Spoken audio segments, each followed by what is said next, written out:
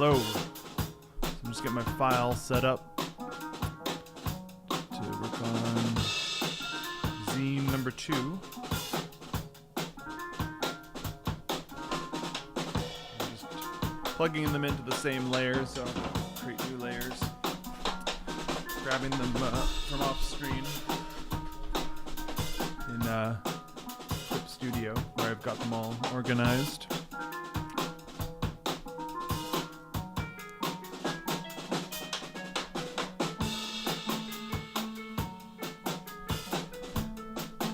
It's a weird little process, but it's mine.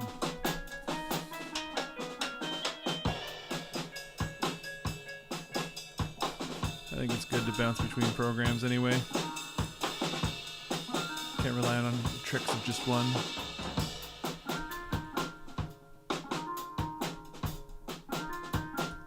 Yeah, I don't know, I like drawing in Drawfile.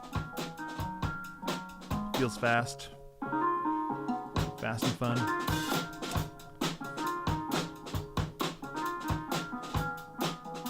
So I will be just doing the setup here.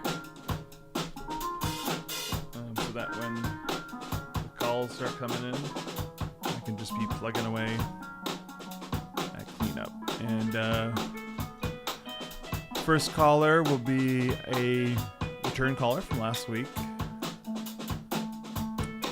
Brendan will be joining us again.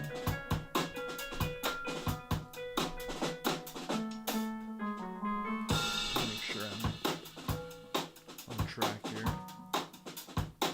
This correctly. Just not missing anything.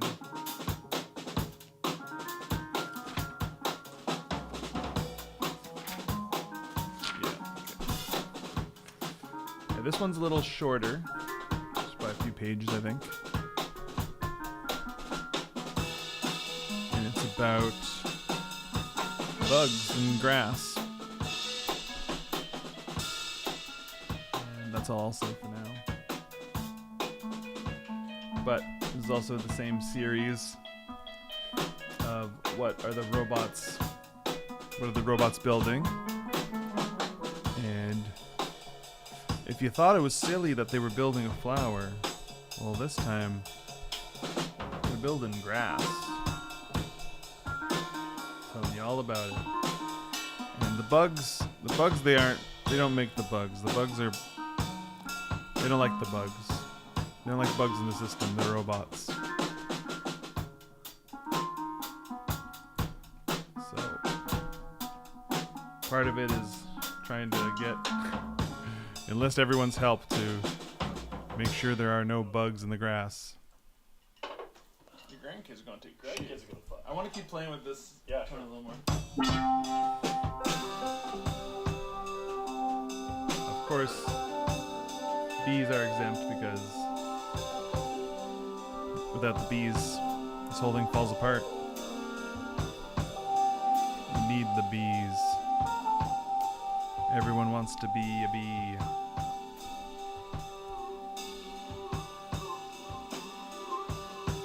Hello there, Earthman Jim. If that is your real name. And it better be. It better be your legal human name. Or else, don't make a fool out of me. Earthman Jim.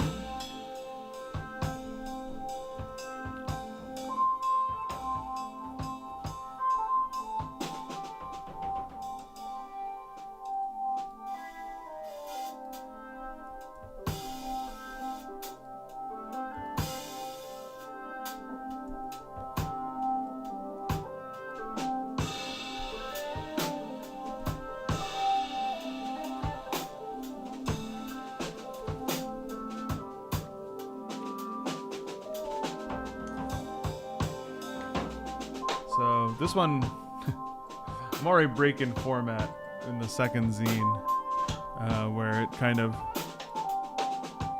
diverts into a little mini drama with the bugs. as the robots are telling you about grass, because I realized at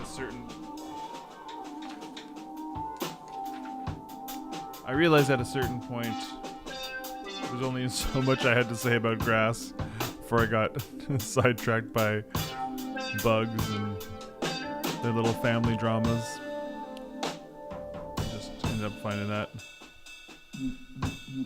more interesting to carry me through to the last couple pages of this particular zine.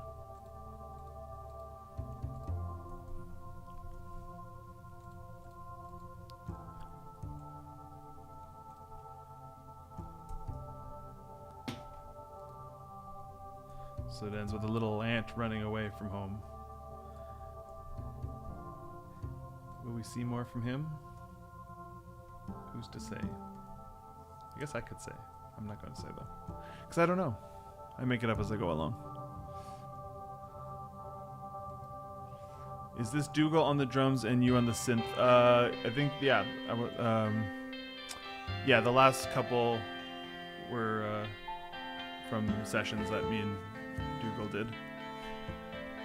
This one, I added this one to this list today. This is I found this one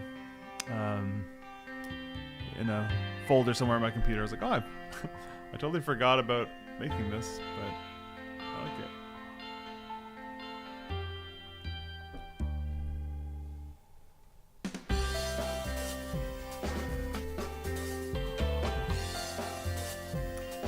So yeah, this one ends up being 20 pages, I think, yeah. Nice, fun stuff. Thanks, man.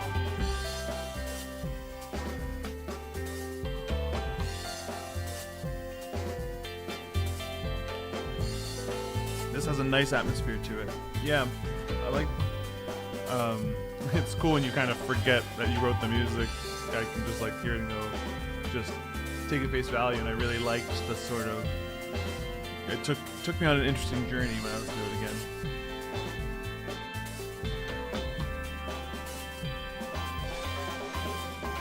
I like this part coming up.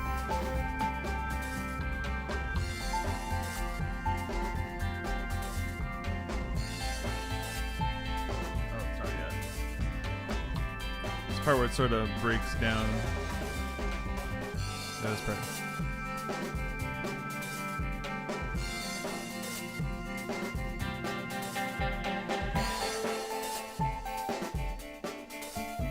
It's funny when you forget your own music, you're like, whoa, I like this. This is totally my taste.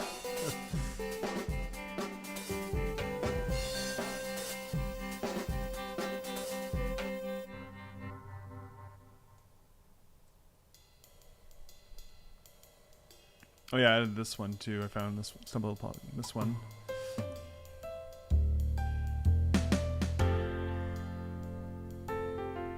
Trying to keep some fresh things in rotation. I mean, they're all old pieces of music mostly. The rest of the stuff is newer, but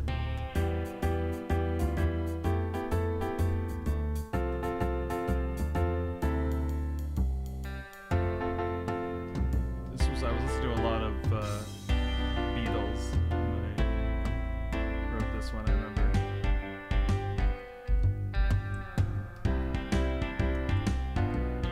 Trying to write very classically.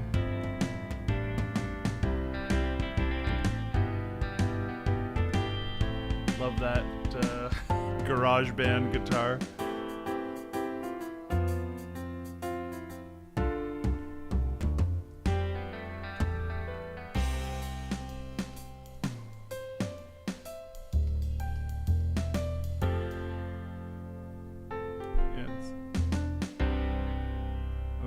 I was in that Beatle phase, always trying to end on these sort of complex jazzy chords.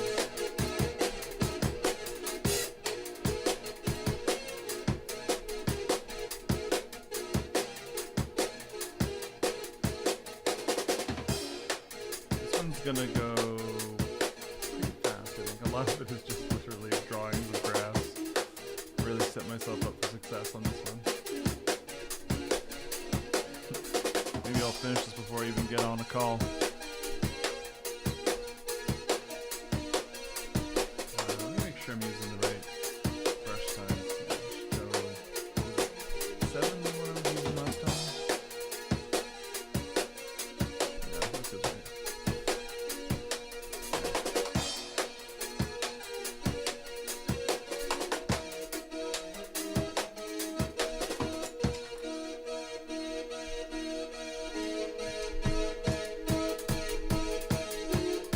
feels like it could be background music for a colorful platforming game.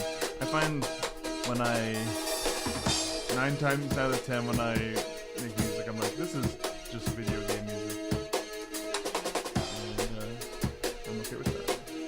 A lot of my favorite music is video game music. Well, that'd be a fun topic for a stream. Just talking about favorite video game scores. What's Earthman Jim, what's your favorite game score?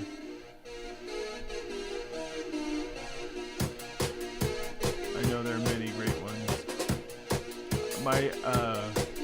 My mind goes to an old favorite is definitely Donkey Kong Country 2. And just like that's like one of those super like that kind of defined my taste in music a lot. Like I was like made me like music kind of. The more recent one I really love is Celeste. I love the kind of talking about songs that evolve as they go along. I love how the tracks evolve as the stage gets more difficult and complex, and it really like gives it that sense of urgency and storytelling.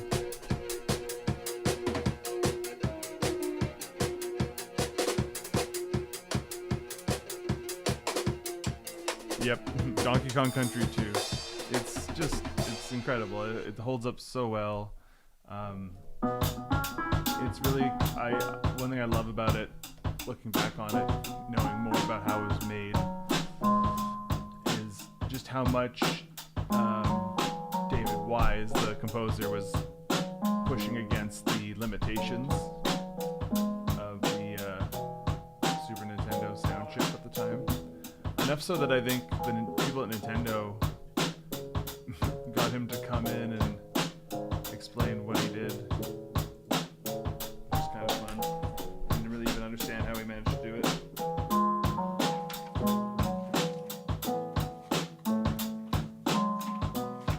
Okay, I'm missing a drawing here. I knew I skipped something.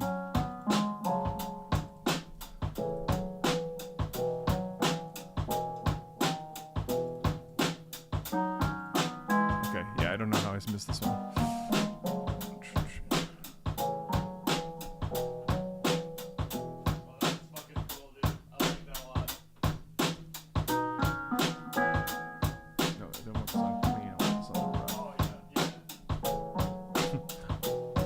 In this recording, you can hear us discover that we like this song. Like, oh man, that sounds cool. Keep doing that.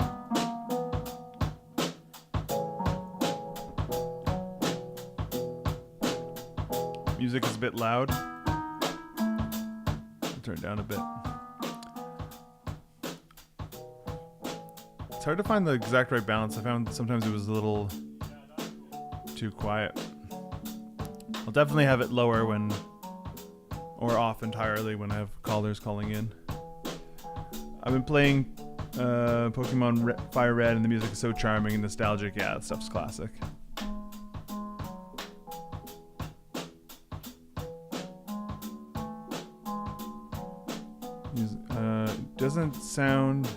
Really doesn't sound limitations were an issue.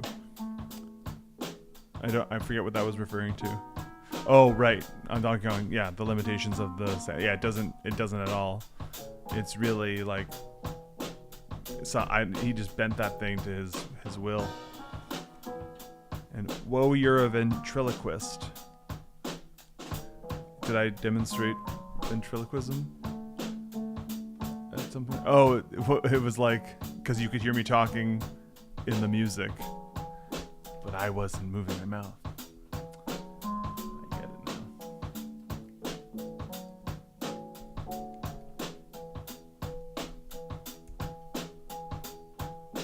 Do some fun stuff with that. Make it. I don't know what the advantage of that would be. To play audio of myself talking, but not be moving my mouth and just freak people out. How am I doing that? Pretend I can throw my voice. I don't know what the purpose of that deception would be.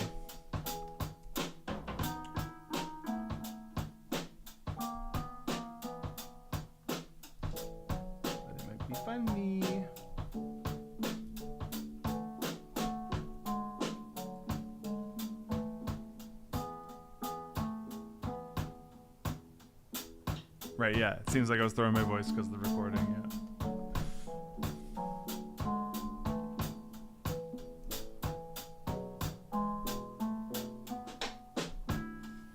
I like, there aren't many bands that do this, but I like when there's little bits of studio chatter left in on recording.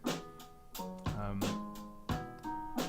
feel like, especially on Broken Social Scenes, not their first album, but You Forgot It in People. Sometimes it seems like they like added it in.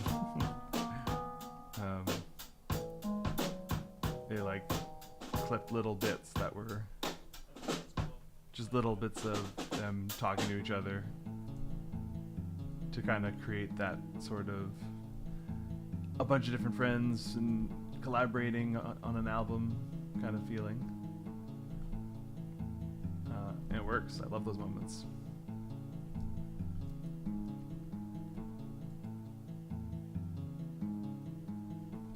Profit.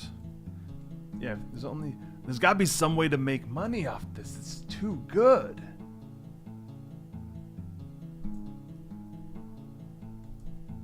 I'll just do it and let someone else figure out the money part. Someone else will monetize it. My streamer ventriloquist act.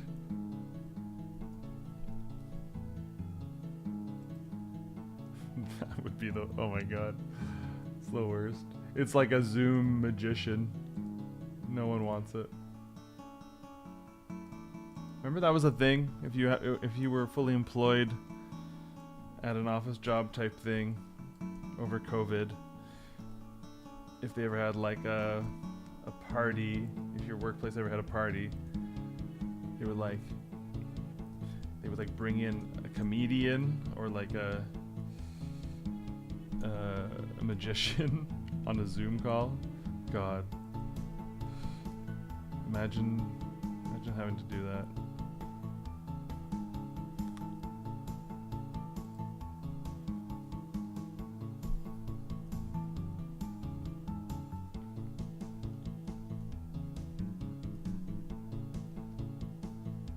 Like Zoom, I was gonna say Zoom magic trick is like a non-starter. It's like immediately like it's not gonna work.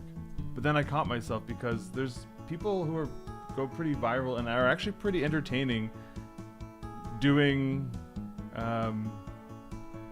weird like magic-y stuff on, not on Zoom, but like on those what do you call those, like chat roulette. It's not chat roulette anymore. What's the popular one now? Omegle? Is that right? That sounds right. But people will do weird magic things, and of course they're taking advantage of the fact that they just have a more advanced setup than most people who are just streaming their webcam. They've got a whole little OBS studio type thing that they're piping in through their Omegle chat, and they can make seemingly impossible cut to weird stuff. Like there's a guy who cuts to weird like horror scenarios and freaks people out.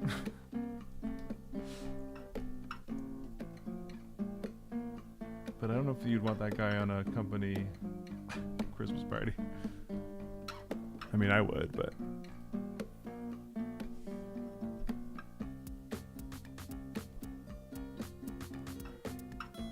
Tom says, I was on a call with Simu Liu. I think I remember you telling me about this. For something like that. Right. Like they brought him on and was like, hey everyone, Simu Liu is here. He's gonna he's dropping by to talk to us. And like no one knows how to engage in that scenario. I think is that right?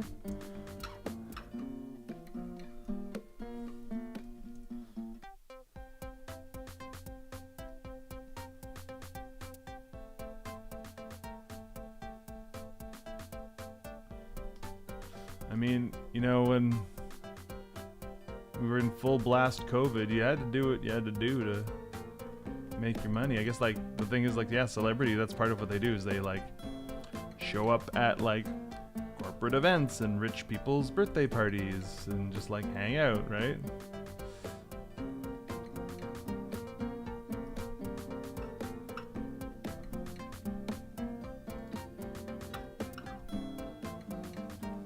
I always feel like it's my job to make the performer feel comfortable in those situations. Oh man, I so relate to that. It's like, just get extra generous with the laughs. Just because it's so friggin' painful otherwise.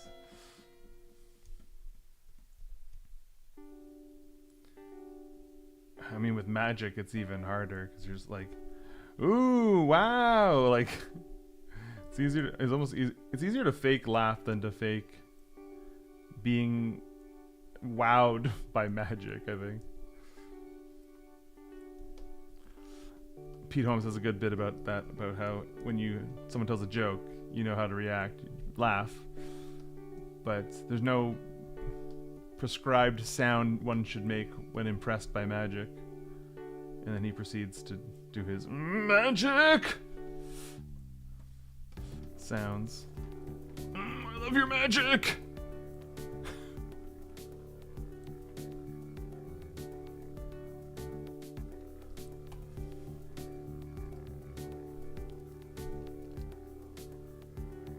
Congrats on landing the grant. That was his talking point. This grant will do lots in your communities, blah, blah, blah. Okay. It was sort of like, congratulations, take a moment to appreciate this moment. Featuring Simu Liu. I mean, I don't hate that.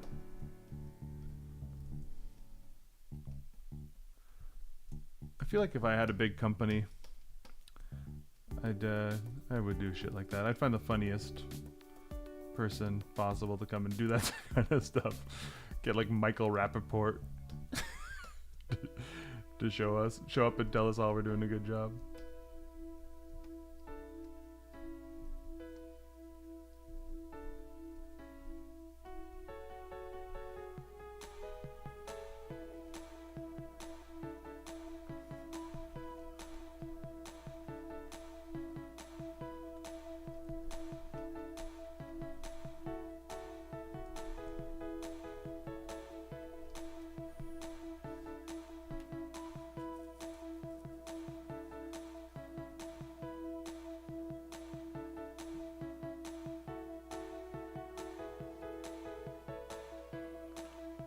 Rodney Dangerfield to lead the HR meeting. Yeah, that's amazing.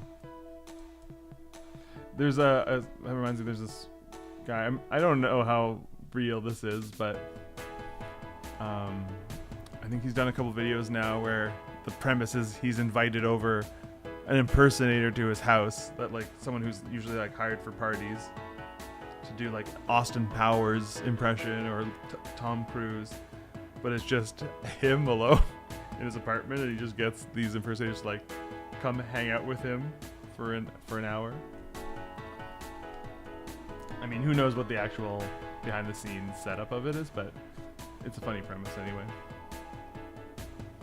Because they basically run through all their shtick, and then they just like hang out and watch Tom Cruise movies.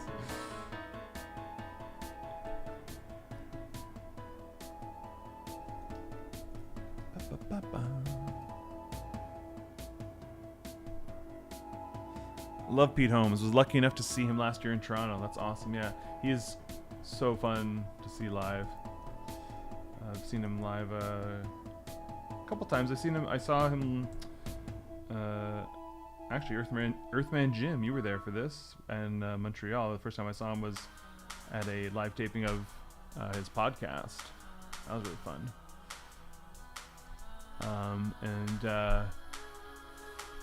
And then I saw him.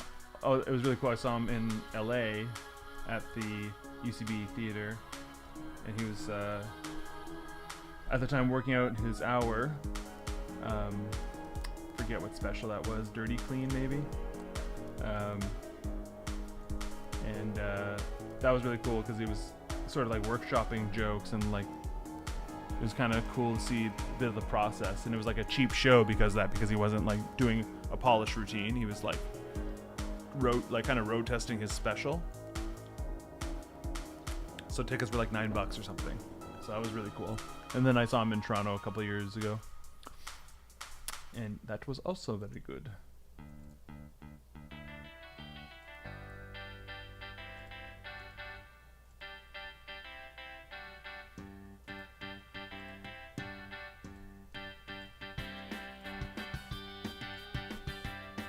All right. It is 6:30. Gonna turn down the music and get someone on the phone. Who you gonna call? Brandon Bova.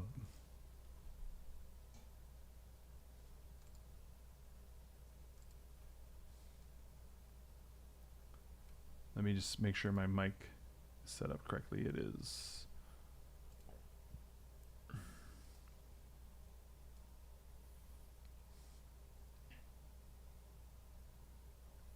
Hello. Hello. How's it going, man? Good. How are you doing? Doing good. One thing that's kind of cool about OBS and Discord, how they interact, is like turning on OBS makes Discord go into streamer mode. Okay. So it knows you're streaming, and then so I have Discord audio piped in through the stream. So when you call, I don't hear it. Doesn't actually like do the little ringing sound. Oh, that's cool. Yeah. I think that's neat. Yeah, it's Pretty there's a lot of things I don't like about Discord, but there's a lot of really cool things about it too. Yeah. But then they make some new shitty policies recently that people were mad Yeah, about. they're gonna be wanting you to have like your ID uploaded to it if Right. you want to be in 18 plus servers, which will affect some people, but not most people, but it's still kind of crappy. Yeah. I think a lot of people were kind of saying like that kind of stuff is just smoke screen to sort of get more control and less privacy on the internet. Oh, 100%. Yeah. It's like think of the children, and they just Yeah. kind of cloak it in that. Yeah. Right.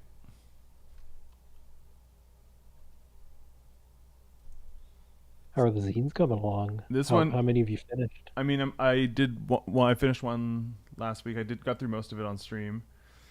Sick. And this one is a lot of it is just waxing poetically about fields of grass, which I draw like this, so it's pretty it's going pretty quickly. That's good. Yeah, so I should get both these done. And I mean I still have to do all the text, so that's gonna be its own little task. I've already written it all, but I have to, actually write the text into each panel. And once I've done Yeah. that, I just need to compile it all together and then get them printed. And I'll probably just do like DIY style, just print them myself and do the stapling If myself. you need a long stapler, Ooh, I can lend you one. oh, that'd be great. I got it. I got it for the last zine, the Right. Halloween thing, because I didn't have one big enough to do my Star Fox scene. Oh, really? Why was that one like? What was the dimensions of that one? Um, it was like 8.5 wide. Okay, so you Maybe needed it a long wasn't that. stapler for that. Maybe it wasn't that I needed it for. It was some. I needed it for something, but I have one if you need it. Okay, cool. Yeah, I like that. At this point, all the people I know have all the things I would need, so I don't need to Yeah. go buy anything new. So Bex also has like the what do you call it, the guillotine paper cutter thing. Oh yeah. Yeah, I got one of those too, actually. nice, man. Picked it up from good old Kayla before she headed out. Oh, very cool. Do you see the thing she posted today? Yeah, it's sick. So It's cool. so good. Yeah. I'm always stoked to see a new Kayla animation. Yeah. It's just like a rare treat. Yeah, it's I feel it's becoming more and more common that she's That's true. yeah, we're getting spoiled. And Yeah. I mean, she is also doing the Signal film for show and tell this year. Yeah, I'm excited to see that. So that'll be a nice little treat as well. Absolutely. Okay, well let's get to business. There's lots of things we Yeah, need to man. talk about. I know we talked about it a bit already. Last week you're on stream and we were talking about the Gorillaz album. At that point, I had been listening to interviews about it before I'd actually listened to the album. Yeah. Um, but I actually glad I did because it kind of put me in the right uh, headspace to like Yeah, kind of I yeah. like all of the info that came out about the inspiration and stuff beforehand felt Mm-hmm. like a really good primer for it. Yeah. Like just learning about their fathers and stuff. Mm-hmm. And it's an interesting thing that like really initially the whole like point of the Gorillas project was to create this like manufactured band and decenter themselves as like as artists and sort of like kind of hide behind this like image, right? But Yeah. and then they make the Jamie and Damon. They're like talking about something that was like such a raw personal experience for both of them Yeah, with like this let's thing. make the most personal human album Yeah, through the veil of our cartoon fake band. yeah. And what I love about that is like I don't even that doesn't even feel like a contradiction. You know, it feels. No, it they meld it so well Mm-hmm.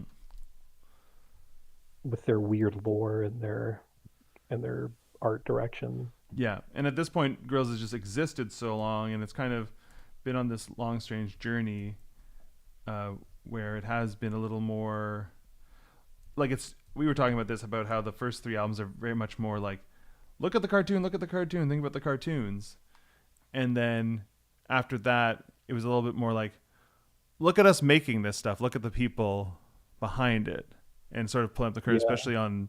I always forget the name of it. Was it Song Machine?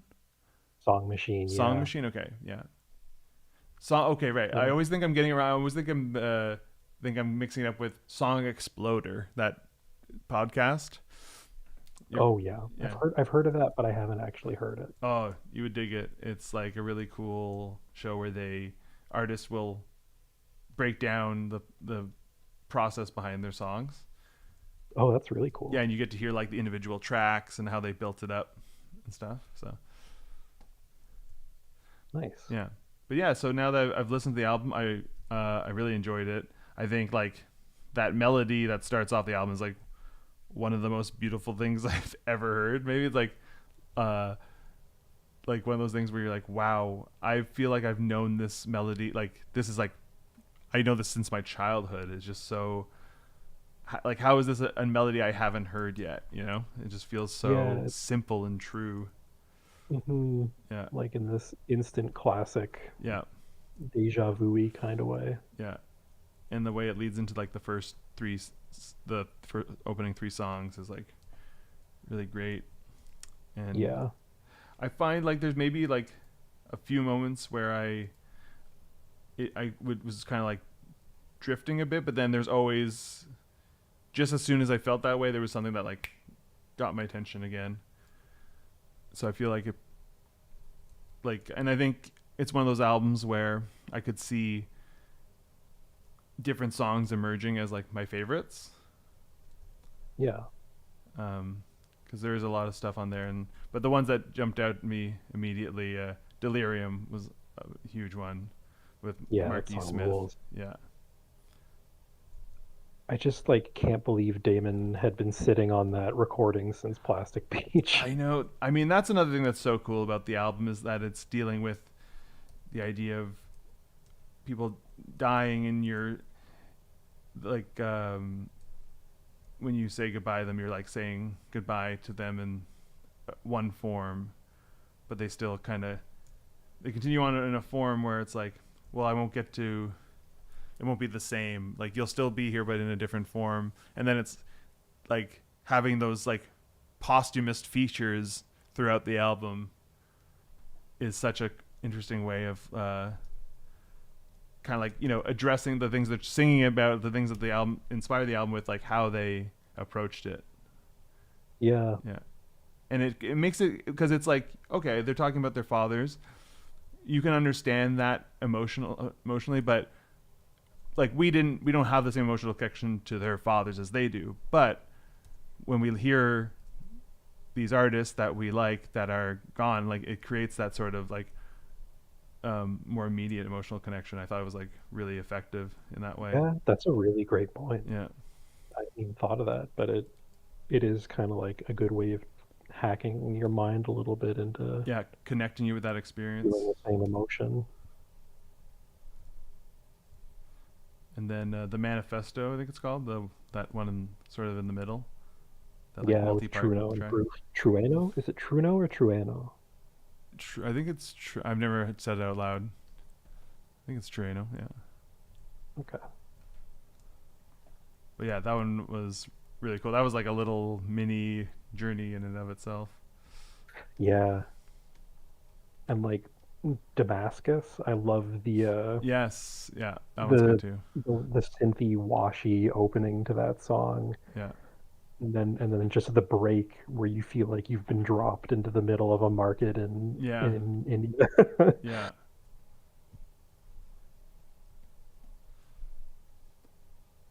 And then of I course thought it was that really video is oh amazing. I was just gonna say like that the video, that 8 minute video, is like oh God, the best yeah. thing they've ever done.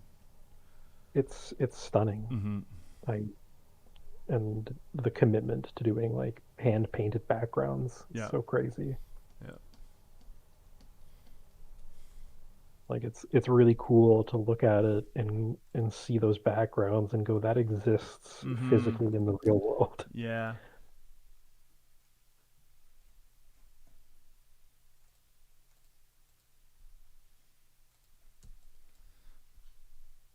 I was thinking there was an interview because I think a lot of people immediately made the connection of like the Beatles and George Harrison, and I think Damon even talked about like Right. he happened to wander into a store where George Harrison bought his first sitar.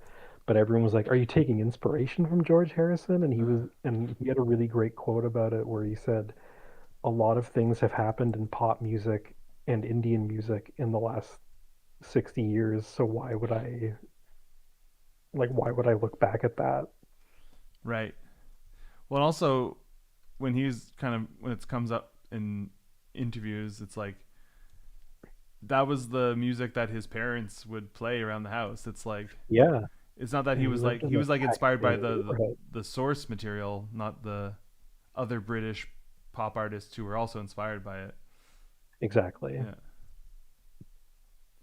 And then also to just be like so well, the nature of Gorillas is that it is so collaborative, but Mm. to feature so many indie musicians Yeah. on the record is like such a nice touch. It like it Mm-hmm. it it feels so much more. Well, it feels authentic because it is authentic. It isn't a white guy who went and bought a sitar. Yeah. It's Yeah, not it's that someone there's anything wrong with who that, like but has spent time there, and also, by the way, like in general, if you want to like, if he had to put up his credentials, Damon Albarn has done a ton of like stuff in like Africa and different yeah, like world Africa music. Express, Yeah, yeah, and then you did Rocket Juice and the Moon with Flea, I think, yeah, and a bunch of African musicians. That was really cool. yeah. There's another one. Yeah, the one I listened to a lot was Mali music and or Mali. I'm not sure I'm saying that right, but that was like back in like 2002. Okay, Yeah, I think that was like kind of his first venture into like world music and stuff. So yeah, he's cool. been doing that for a while. He's just like, you know, a world traveler. And I think like also the fact that like his dad really loved um like Ravi Shankar and like that kind of like Indian raga. And it's like part of Yeah. that is like a tribute to like the things his dad shared a love of with him. Yeah, Hmm. it's not like, oh, I'm gonna get And that's a like, splash of a cheap splash of color on this by like getting some weird like well, ethnic exactly. instruments. Yeah, it's like no, it's And that also adds so much to that, like to it being this beautiful love note to his father, that his yeah, father was a lover of Indian music. yeah, yeah. There's like It's really so cool many what neat little the project has evolved into. That it's got this like amount of sincerity and depth to it. yeah, it's it's really impressive what they've managed to accomplish. Mm-hmm. Okay, so before we have 50 minutes left, and you wanted to talk about Hey Arnold. Oh yeah, I Oh, love Hey oh Arnold. yeah, I rewatched all of Hey Arnold amazing. late last year and earlier this year Did you buy and the watched the DVDs or were you just like streaming or? I was streaming it. Oh, I'm planning on buying the DVDs oh. sometime soon. I just haven't had the chance yet and I Mm-hmm. didn't want to wait. Um, there's just like something, it's weirdly a time capsule, but so some parts of it feel so timeless. Yeah, Like one of I think Helga's dad owns a beeper store, right. which is like so Timestamp. 90s. Yeah. Yeah, but there's so many like messages and stuff that I think are so cool and stand the test of time, and it Mm-hmm. did so much stuff with like a diverse cast of Mm-hmm. characters, and the music especially I think is really unique and beautiful. Mm-hmm. It makes me think of when I also really love the Peanuts animated specials, and Oh when yeah. and hearing them talk about when they did the Charlie Brown Christmas, how they chose to go with jazz music because they Mm-hmm. believed that like no, like we think kids will like this. We think that they're smart enough to understand Right. this complex music. And I feel like Hey Arnold has kind of the same thing where it's this jazzy, Mm-hmm. complex, weird sound. Yeah. Yeah. I mean, yeah. The Peanuts music that Vince Guaraldi scores like some of my favorite music ever. I love It's that. incredible. And it's funny because you go like you just think, oh, like jazzy music and the Peanuts, like you don't even question that, but like, you're like, yeah, that was for kids. Like someone had to be like, no, that's like a Yeah, sophisticated choice. And yeah, no, for Hey Arnold, kind of a similar thing. But I think maybe they were, what's his name, Craig Bartlett? Is that the creator? yeah, that's the creator of Hey Arnold. Yeah. Yeah, That he could at least at that because Peanuts existed, he could go like Peanuts. They use jazz music there. That's what I'll do. So it's like there's like at least there's a reference point to use like kind of more sophisticated music for your kid show. Um, yeah, and I mean in the show Arnold is like a fan of jazz, right? He puts on like jazz records and stuff, doesn't he? yeah. He comes home and like puts on Yeah. like he has his little remote control that he pops down the sofa and turns on the sound system with, and there's you see him on the bus listening to tapes, Right. and the conceit of it is usually that the music that's playing, you're supposed to assume they're listening to it. Right. Yeah. I always remember being so jealous of his bedroom as a kid. Oh, have you seen?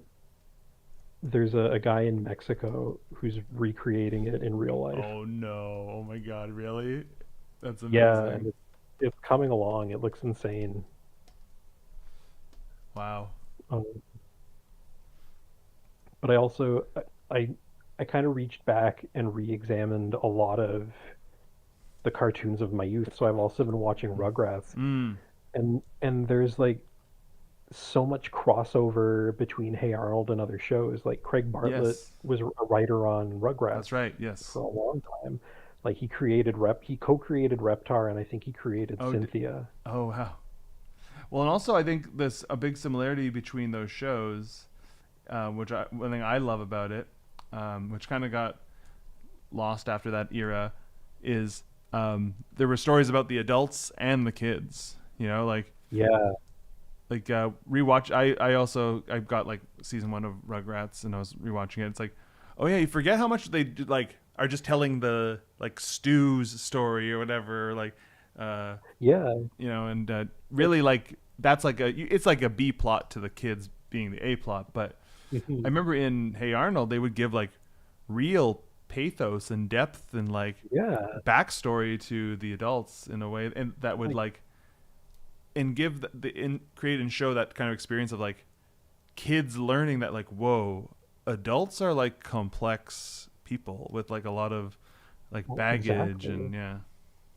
And they'd have him like you said, he'd spend a whole episode with a character like Oscar, and the whole episode is about how Oscar never learned to read, Right. and like he helps Oscar learn. Right. Oh my god, yeah. Or the Christmas special with Mr. Wynn, where you find out that he lost he lost his daughter fleeing the Vietnam Oh War. dude, dude, I just got chills remembering that one. Yes. It's such Yeah. a beautiful, touching Oh my episode. god, yeah. Wow. But yeah, just having, I think Bob's Burgers does a really good job of it too, Mm. but having the kids interact with adult characters and Yes. have meaningful connections with them. It's so cool. I think that's like, and it's something that's like true of like the the sort of play, like they live in like the inner city in an apartment building where it's like, you know, mixed backgrounds and stuff, and people sort of like have to find ways of living together, and it creates that sort of it takes a village thing where you get Yeah. kids get to interact with um like more adults than just their parents, and kind of see different sides of life and get this natural sort of like education about the world, and aren't like don't grow up with that like kind of narrow limited perspective of just don't talk to strangers. Listen, like it's like there's it creates like a high trust environment where like kids can have those like other mentors and stuff, and Yeah, it's and really cool to it's show kind of, that. I mean, not to downplay stranger danger. Like I get it. I get why a lot of shows don't have kids just walking up to like a random adult and be like, "What's wrong?" Yeah, But it created this sense of community, and it just has so many fleshed out side characters. yeah. Like like characters that were a random gag in season one and season I think in season four they're like, let's do an episode about Chocolate Boy, who's just this kid that they've had Right, as a background joke covered in chocolate. right. Yeah, yeah. That's cool. I mean that's the benefit of creating like this like fleshed out world is eventually you just like look at the thing you created and you go, wait a second, who's that guy? we haven't Yeah, we like haven't we zoomed haven't in on him. explored, we don't know what Stinky Peterson's dad looks like. Let's go to his house. Right. So you've watched the whole series now. Yeah, Does and the it? Jungle movie for the first time. Oh wow. Okay, I never saw that. Does it? It's really good. I like so I don't think I've revisited it since like, and I mean when it was on TV, I think I probably saw every episode. I definitely like it was a show that I would watch every time it was on, even if I had already seen that episode. It was like one of the shows I like to Oh, watch. same here. But does it have a consistent run? Like, is there a part where it kind of like falls off, or is it pretty good all the way through? Honestly, I don't think so. It All right. it really like it felt good start to finish, and Nice. like the very last episode, which is like they have like a big party and they open up the pool in the middle of the gym, and it's like it's just really well done. It was a fun send off for the show. Hmm. And then like so many years later, like 20 years later, they're like, okay, we'll make the Jungle movie and finish this hanging thread that we've been dangling. Which is At the very end of the series, there was these episodes called I think the Journal Part One and Two, hmm. and it's Arnold and his grandpa finding his parents' journal from when they left, Oh wow. and he's like, oh my God, there's a map in here. and Wow. like maybe I can find out where my parents went. And then because the first Hey Arnold movie underperformed, they had all these plans to make the Jungle movie, and Nickelodeon just scrapped it. Huh. But then they So then eventually years later, made they it kind years of later. Right? updated it, and yeah, Cool. So it's worth checking out. I think so. Yeah. It's it's a different style than the series. Like they've updated the character designs a bit Mm. because you can tell it's done in Toon Boom now, so they wanted it to Oh be right. more rig friendly. So it's something that it didn't bother me as much, and I think it's because I do work in animation, so I understood the choices they were making. Right. But I can see how someone might be annoyed by it Yeah. It's being a like little not quite not right. true to the original. Yeah. Yeah, but it's a really touching movie, and I think they did a good job of kind of wrapping up the story. Nice. Yeah. Well, I definitely want to revisit the show. Episode I remember loving, and I saw like I think they played this one a lot because it was a popular episode. I guess was the one where they with the sea turtle at the Yes, aquarium. Yeah. Lockjaw, the sea turtle. You're right. Sorry, my dog's barking. Yeah, I remember loving that episode in particular. Yeah, it's cool because at the beginning of the movie they do this really cool kind of look back through all of the good stuff Arnold has done Mm. because like mild spoilers at some point early on in the movie they make a video to help Arnold win a contest. Okay. And like they just have to be like Arnold's a humanitarian. Right. Here's all of And these play the hits videos of that the help show. us Yeah. look in secret. Yeah, and then they have everyone on the roof watching the video with him, and Stoop Kid's there, Right. and it's really cool. Nice. And Monkey Man, Monkey Man. Man, I haven't thought of this stuff in ages. but it's funny how it's like well not funny. It shows how well developed and iconic those characters are that it is like oh yeah that guy, and then Mm-hmm. this flood of memories come back of that character doing Yeah. their weird their weird crap.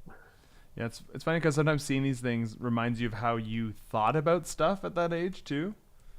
Yeah, Because you remember like what you thought about that character. It's like, oh right, like I guess I didn't understand like that type of person. I just thought it was a wacky character. I didn't know like a conspiracy theorist was like a real thing. Like it was like that was I saw this like this the take on an idea before I had the idea. Like Simpsons is like full of stuff like that, but even like kid stuff like Hey Arnold, that like brought in more like sometimes touch on adult stuff or Animaniacs. It's another yeah, big one where you're like, oh, I didn't know what they were like joking about here. I just thought it was a silly joke. absolutely. There's so many adult jokes and references in Rugrats Yeah. that catch me up. What really I didn't expect about Rugrats is how many topical references to real world things it made. Oh yeah, like what? Like I didn't remember. There's an episode where Pat Sajak shows up, and Oh it's wow. one of the most nightmarish character designs I've ever seen. It doesn't look on style with the show. It doesn't look like Pat Sajak. Wow. I'll send it to you later. It was my Facebook icon for a while because I thought it was so funny. Uh, Oh and yeah. like, Oh yeah. Okay. I remember. I remember this being your icon. I never knew what it was from. I guess I oh, just okay, assumed yeah, it was a drawing you did. no, Yeah. it's an official Rugrats character Yeah. design. When I looked it up, a image came up that said, "Rugrats Pat say Jack isn't real. He can't hurt you." And like these I haven't seen because they're a little oh I haven't looked that hard, so I won't say they're hard to find. They just weren't available streaming. But Hey Arnold, like origin the first Hey Arnold things were claymation shorts. Oh really? Yeah, he did claymation shorts for Sesame Street, where I think Arnold, Harold, and Helga originate from, called like Oh. Arnold Goes to Church or something. Oh my god. I think yeah. Like it's just so interesting seeing how it evolved and took form because I've seen the pilot too, and Yes. he has like Oh, an orange dude. shirt. Yeah. So did Craig Bartlett do those? Like, I guess he Yeah, must have. Yeah. Wow. yeah, I think he did them pretty much by himself. Don't quote me on that. I don't want to give him too much credit. Maybe Hmm. Tucker was there, but He had to. I'm from looking at this stuff. He had to have been involved with what's his name, the claymation guy, famous claymation guy, Will Vinton. oh yes, yes, yes, yes, yes. There's a, I mean, like There's got to it's be an really overlap similar though. there. Yeah, and it's also like it's cool seeing that style of stop motion where it's flat. Mm-hmm. Yeah, It's down something that I shooter don't. style. Yeah. Yeah, you don't see that a lot. There is a modern show where they do that. Oh, really? Yeah. What's it called? Um. Yeah, Kiri and Lou, Okay. and it's all that what you're talking about. It's like 2D, I guess. Like technically 2D. Oh, that's I'm looking at it right now. That's so cool. Yeah. It reminds me of like picture books that I read when I was a kid. Yeah, it's got a really charming style. Another show that uses it recently is no, it's not called. I'm gonna look it up instead of getting the name wrong.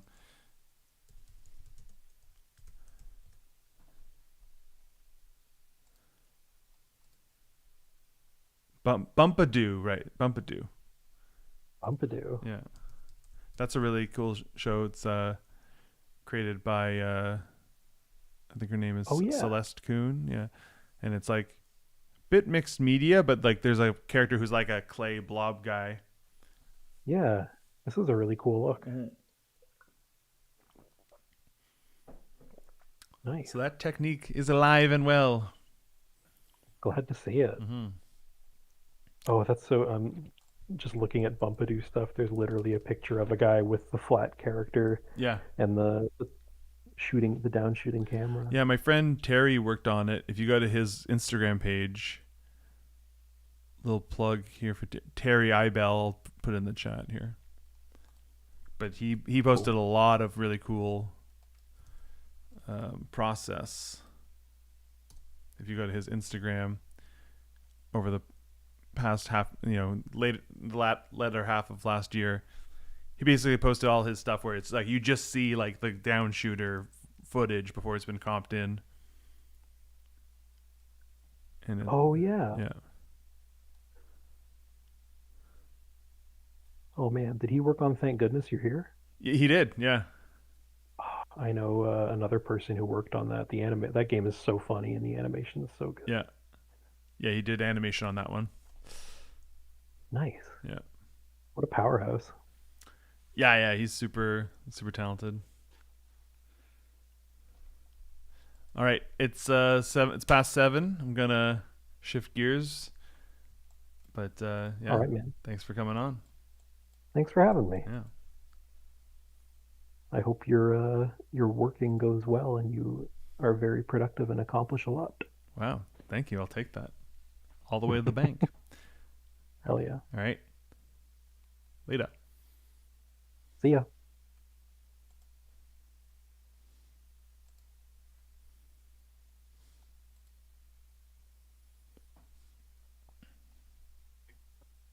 All the way to the bank. Hell yeah. All right, and we have Dennis Moran. Hello. Hello, how's it going? Pretty good. Cool. Um, I also love Harold and Rugrats. Yes, yeah, we've we've watched Rugrats together at my place at one point. That's Didn't we? true. Yeah, I love, yeah, those are the early ones.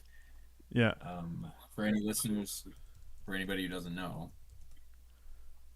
Rugrats was created. Wait, Yes, yeah. We've watched Rugrats. sorry, I had the audio from the stream going and I was getting doubling audio. It's all good. um, I was going to say that the creator of Aeon Flux Yeah. created Rugrats also, I think, and did the animation of the intro, which I always think is He, crazy. yeah, no, what's his name? Peter Chung. Yes, He didn't create Rugrats, but he was like the designer. art director, animation director, something like that. Yeah, he's like all over those like early episodes, especially that first one is like so his Yeah, style. All yeah, the I love forced those first. perspective stuff and crazy animation in that pilot episode.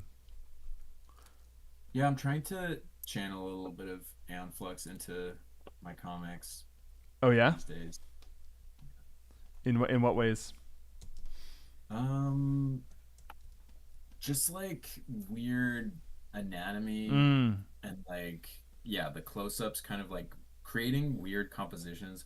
I'm really in I'm invested in like uh I love this way of creating compositions in comics where like specifically I don't lay out a room. If there's something happening in a room, I don't like make it really specific about where all this stuff is and care about that. It's like I know that that stuff is in the room. I'm gonna just put the people and the stuff in such a way that it like is a design that works. Mm. And so you get these weird drawings of people. It's like, oh, I want to be able to see like this person's face, but also their hands and the other person. And so I'm like, So you mean you don't like create the location like as like a shoebox and then think right, about and then place your camera in it. You're just like, I have elements that evoke this location, and I'll place them in a way that's like aesthetically pleasing. yeah, Yeah. yeah, That's, like rearranging and taking out details and adding stuff to mm-hmm. serve the design. I think is important. Do you ever find that kind of uh, backs you into a corner sometimes where you're like, ooh, like now this feels like, does it ever end up feeling like, oh, that feels inconsistent now, or do you find it just kind of Mm, not no? really. I Yeah. mean, I also just like the comics that I make don't have modern technology, and Mm, that is on purpose. right. And I don't really like a lot of visual detail on. Okay. Yeah. Uh, and yeah, this is an entire world of people who um, have the same design sense as me. Just that Yeah. opinion lines. Right. Um, but yeah, no, mostly I think it's just nice to. I think more often I see comics where I'm like, this is clearly like you spent a long time making a 3D model of this interior, Mm-hmm. which, like not to knock however other people make comics, but I think sometimes it makes the sequence a little bit boring because you're Right. like, I can see clearly that. you are just seeing things from different angles and not, I don't know, weird drawings of close ups and stuff. Mm-hmm. Yeah. So if for the Aeon Flux influence, you're like taking that, like the camera is like locked to the person's thigh, and it's like fisheyeing up, and their body is like like moving up a perspective in like a crazy way that creates this dynamic perspective composition with just their body, like that kind of stuff. Exactly. Yeah, it's cool. Yeah, I love a fisheye that's really close to somebody's face. Somebody was looking at one of my comics in the Lunar Scars comic. I have one where like we're kind of at this dude's ear and we can see his face, but he's also pointing at something far away Right, and I know. talking to Yeah, somebody. I remember the exact panel you're talking about. And my friend was like, "Oh, are you doing? Is this a reference to that like close up of a horse picture? Do you know what I'm talking about?" Yes. Yeah. I was like, "No, but I'll take like it. subconsciously maybe Yeah. because I do love that image, I guess." Um, I wish we could bring up yeah, both right now as a side by side comparison. turn this into like a PowerPoint party type Yeah. of situation. Where Is Lunar Scars that all on the whole thing on your Instagram? Did you post that like in its entirety? I did, even though I know you don't think that was a good idea. Oh yeah, I was really strong on my don't give it away for free tip. Yeah, Yeah. but which, in my heart I agree, but when I wanted to post it, I didn't have a version people could buy, Yeah. so I was like, yeah, maybe I'll take it Okay. I'm gonna try. I'm gonna see if I can show it. Oh my god, really? Yeah. Here, okay. What I'll do, I'll use the tools I have available to me right now. I'll just make a new layer. I'm gonna screen cap the panel.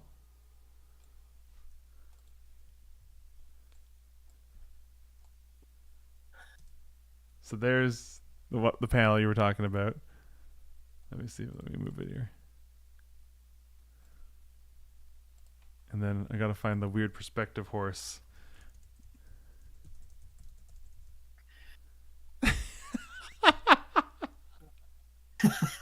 I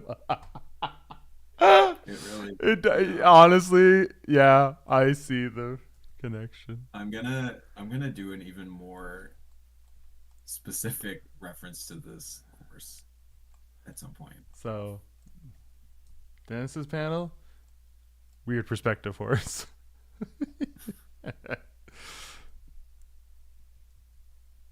Spot the difference. Yeah.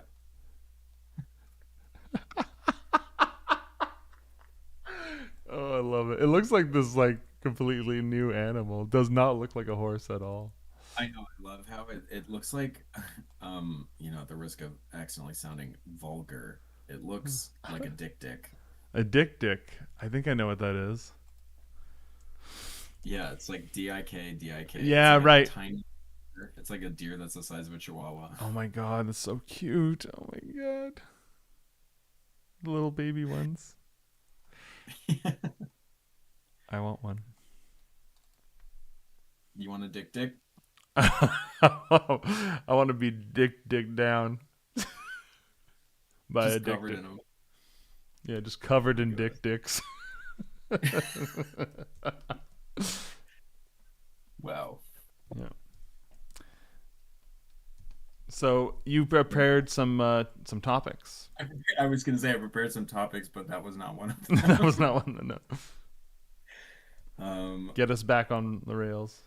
okay, one thing, because I was listening to you talk to Brennan. I tell you about how I used to have a sitar and I was trying to learn how to play it? No, you did tell me about all the other instruments you have. Do you want to list those Right, I don't again? have this sitar anymore. Yeah.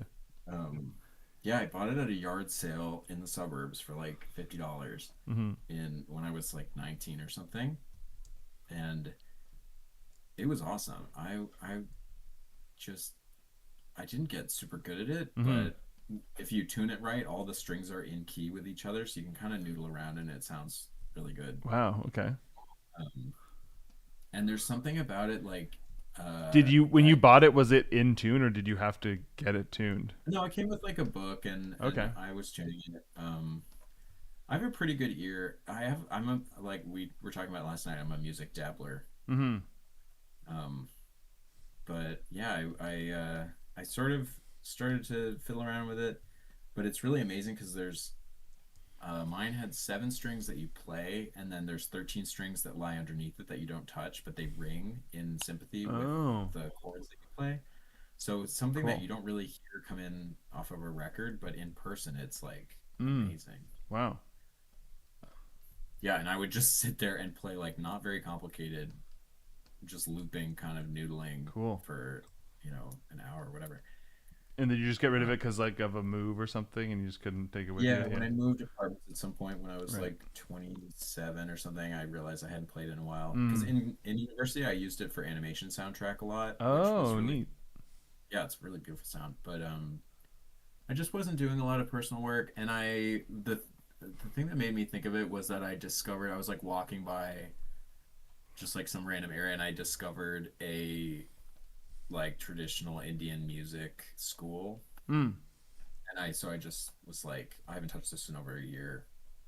Oh, so you They just will use donated it. it to them? Yeah, I just donated it to a school. That's cool. Yeah, because also I'm like, this might also not be in great shape. Like I don't even know how to tell Yeah. Right. if this needs to be refurbished Mm-hmm. or something. Um, Yeah, yeah, I've but never actually played a or touched a sitar in real life.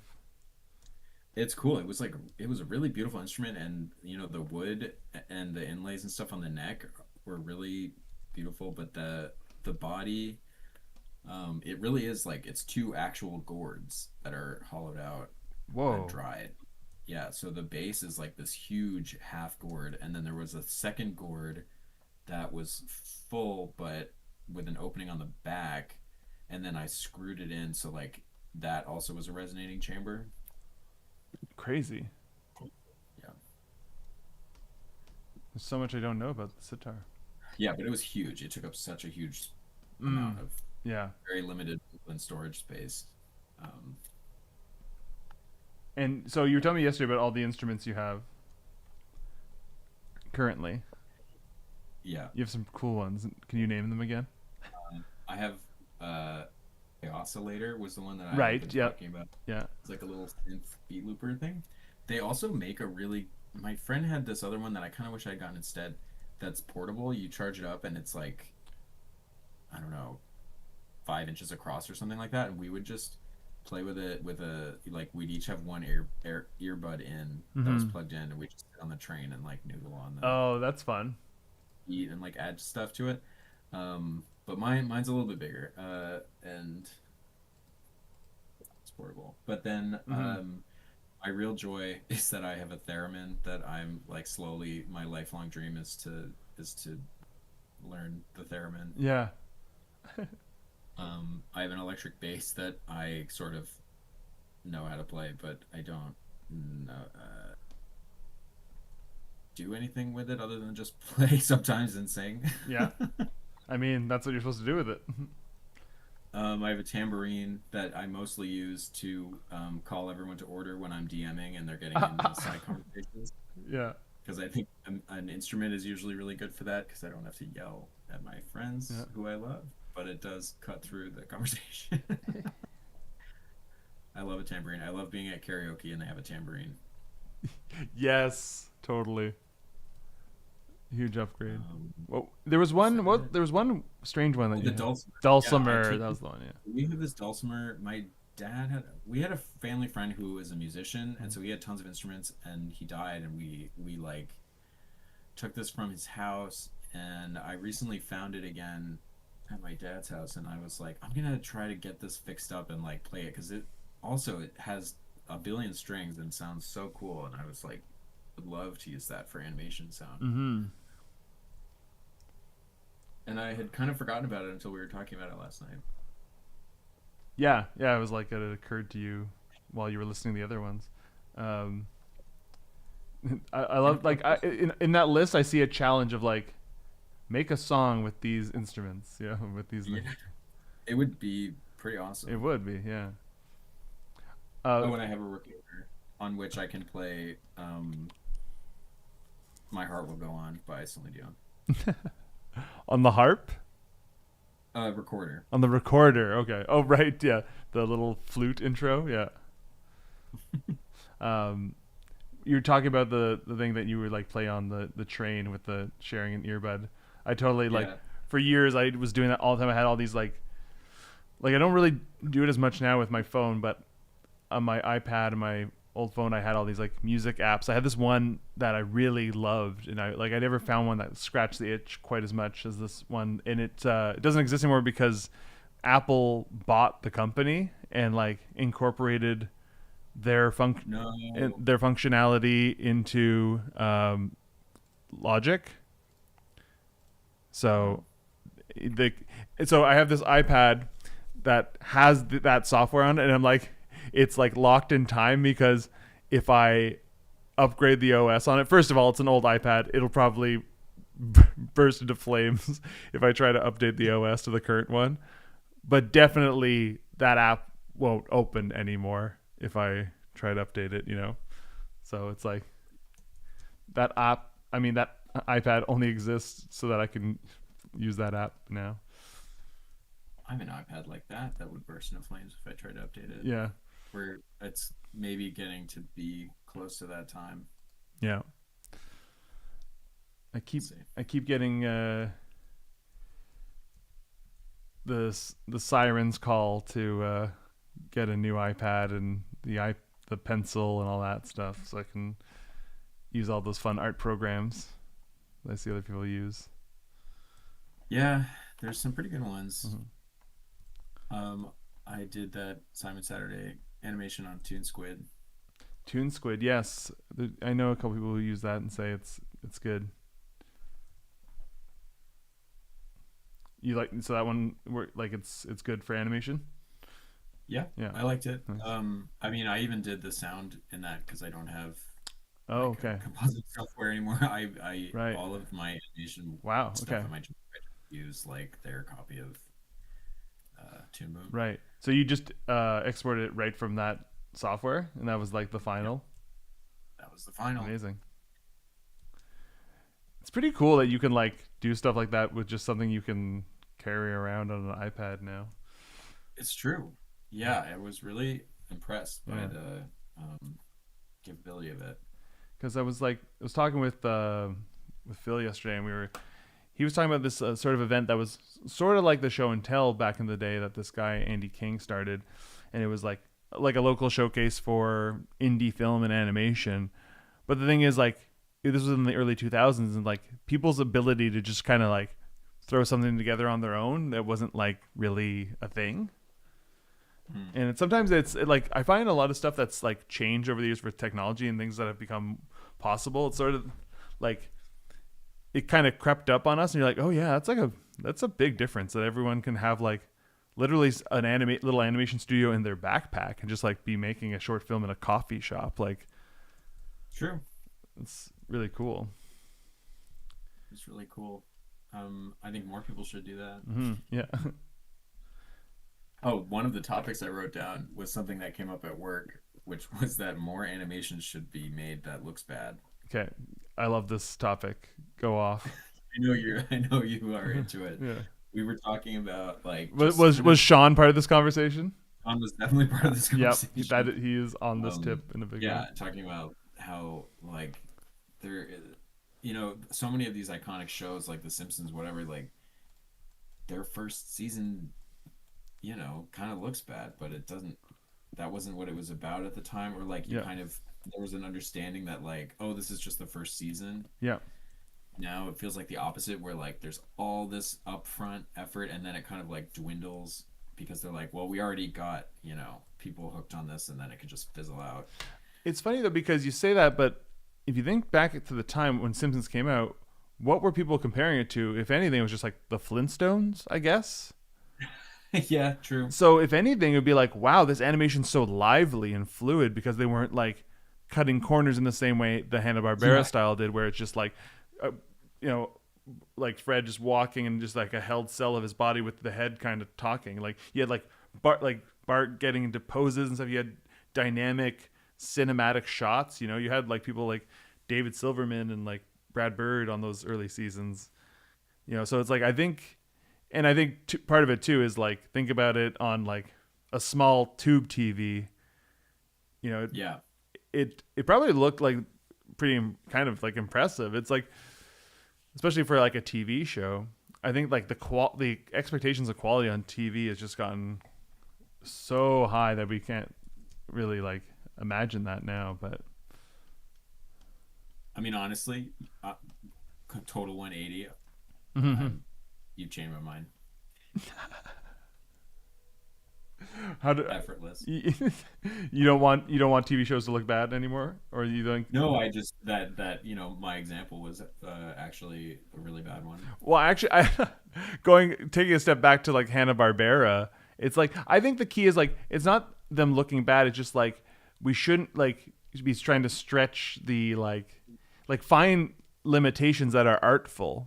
I think that's like Yeah, instead of trying to be like do feature animation on a TV budget, which is really just a way of I love it. underpaying animators to do more work most of the time. Yeah, Um, yeah, because the reason the Hanna Barbera model was so successful and kind of like how Cartoon Network stuff kind of also grew out of that is they would just find ways of being like, we can make a lot of episodes of this economically, and it's not bad to look at. Like, it's just obviously low impact. Like, they don't move at all. Like, characters will say a bunch of dialogue without even moving their bodies. They'll just like wiggle their heads around in reuse animation, and then like I like Gendy with like Dexter's Lab and stuff.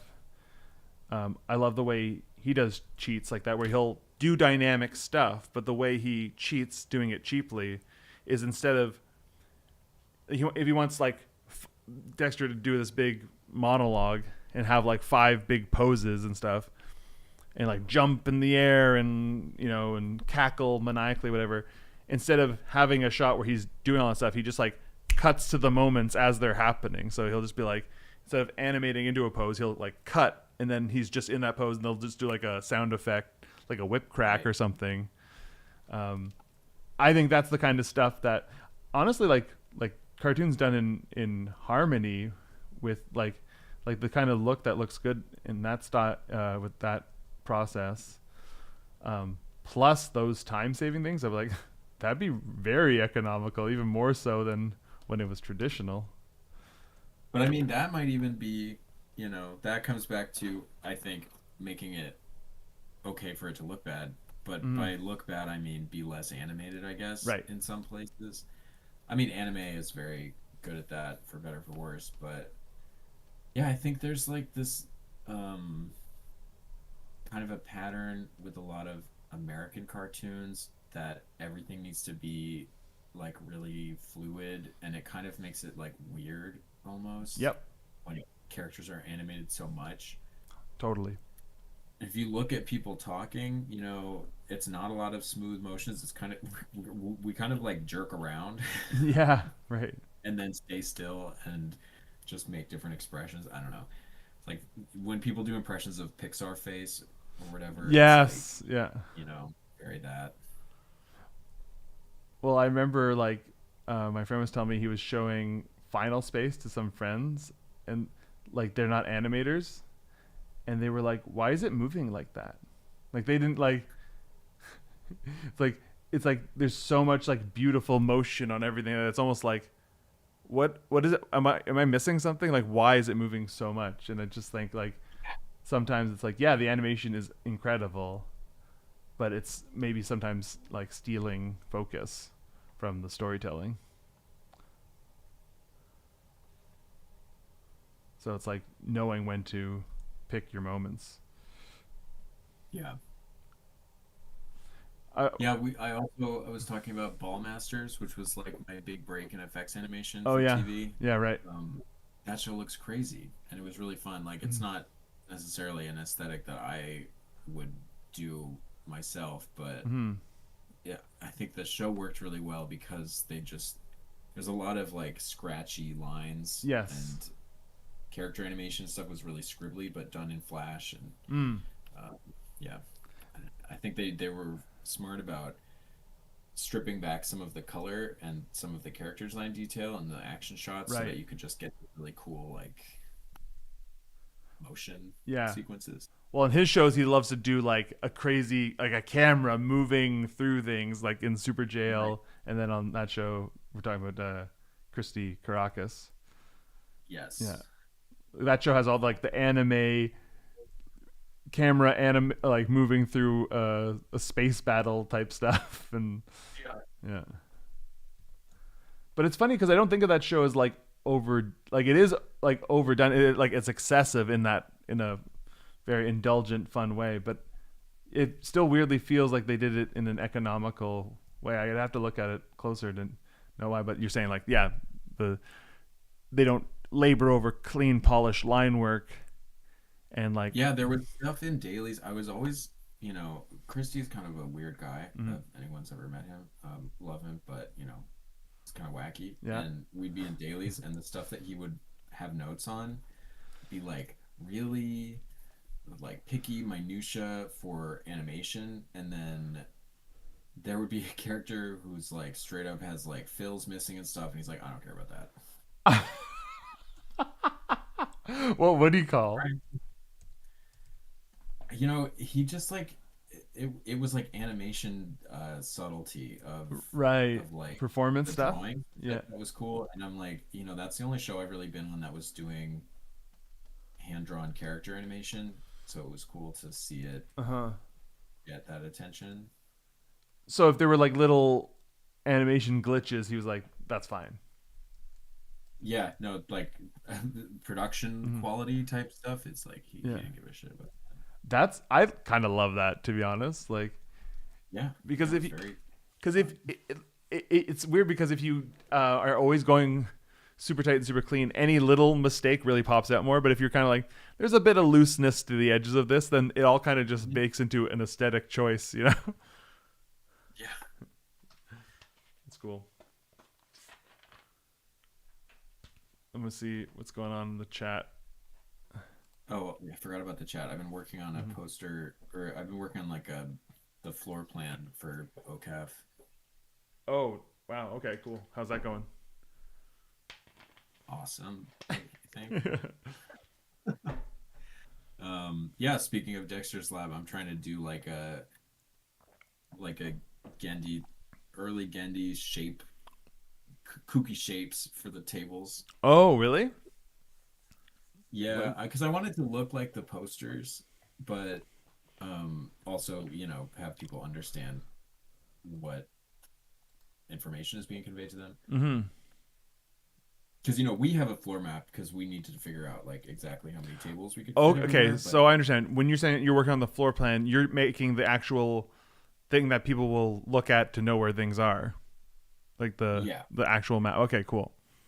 yeah, this will be posted to be like, and if you want to find this artist, this is the table they're Nice. at Ottawa Comic Arts Fest #1 2026 April 4th at the Glebe Community Center. Oh yeah. I'll post the link to the Instagram, I'll just post the link tree link here. Well, that's a long link. The link tree should be a short link, in my opinion, or my experience. I didn't make that up. Okay, it is. It was just randomly generating a bunch of extra characters. Boo, automatic generation. And we Am I right, folks? yeah. I need to have a little soundboard with applause and cheering. Oh yeah. So we have Sean in the chat, saying naming some shows that are definitely very economical, like Dr. Katz and home movies. Oh, that's so embarrassing that Sean is here. We were talking about him. Right, I forgot Discord does that. Yeah, I have one exclusive sound that I have for when I'm DMing. Yeah. Oh, that wasn't it. They're saying I can't use it outside of the Discord for my game. Oh yeah, you need to get Nitro to do that. I'm not doing that. No offense to Discord. Yeah. I've created a monster. Yeah. Sticking Around. Do you know Sticking Around, Dennis? That was a Canadian show, so you might have missed that one. No. It's a really fun show. It's like it's made to be like has the vibe of like kids' drawings. So it's Which one of these people is Sean? oh, he's Mr. Rhinox. Got it. Yeah. No reason. No reason at all. Yeah, home movies, great example of a show being like, let's make it look bad, but it's a great show. Yeah. Yeah, and those shows, I find a lot of shows we're mentioning, well, Dr. Katz and home movies especially, is like, it's based around this sort of loose conversational improvised like dialogue that like a sort of loose doodly like bad drawings kind of feels like it matches that. Yeah, for sure.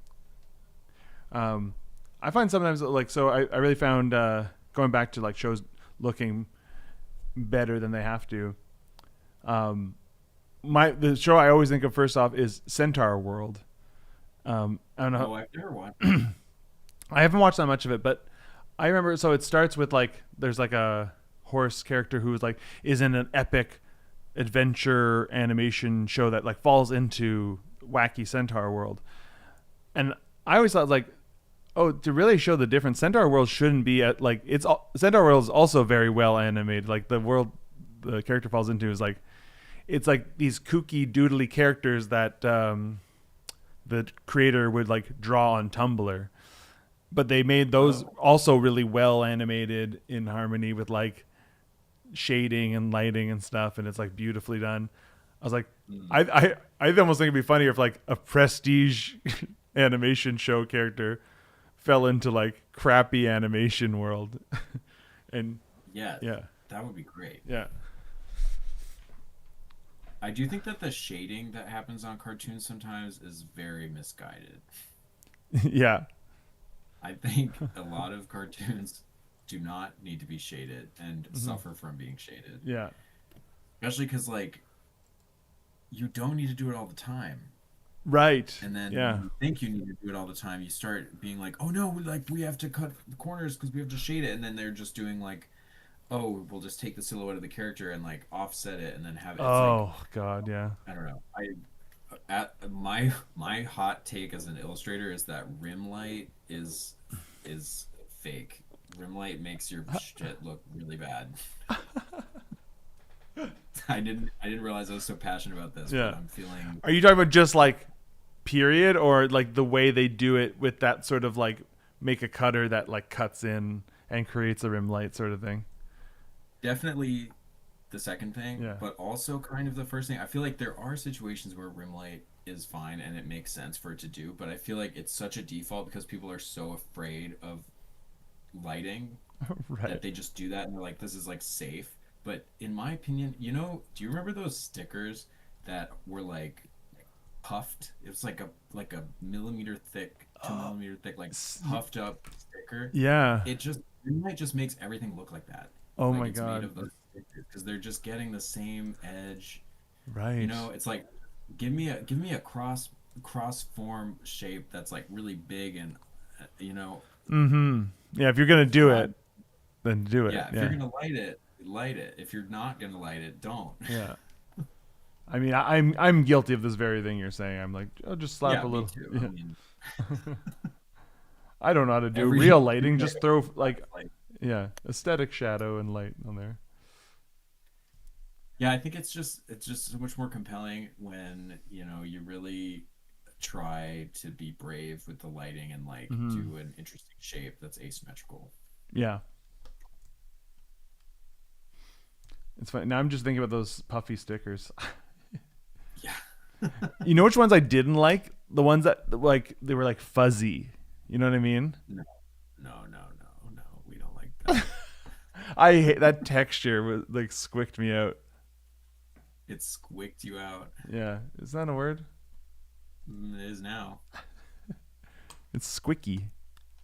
Yeah, it's totally squicky. Can you talk more about what it feels like to be squicked out? Yeah, it's like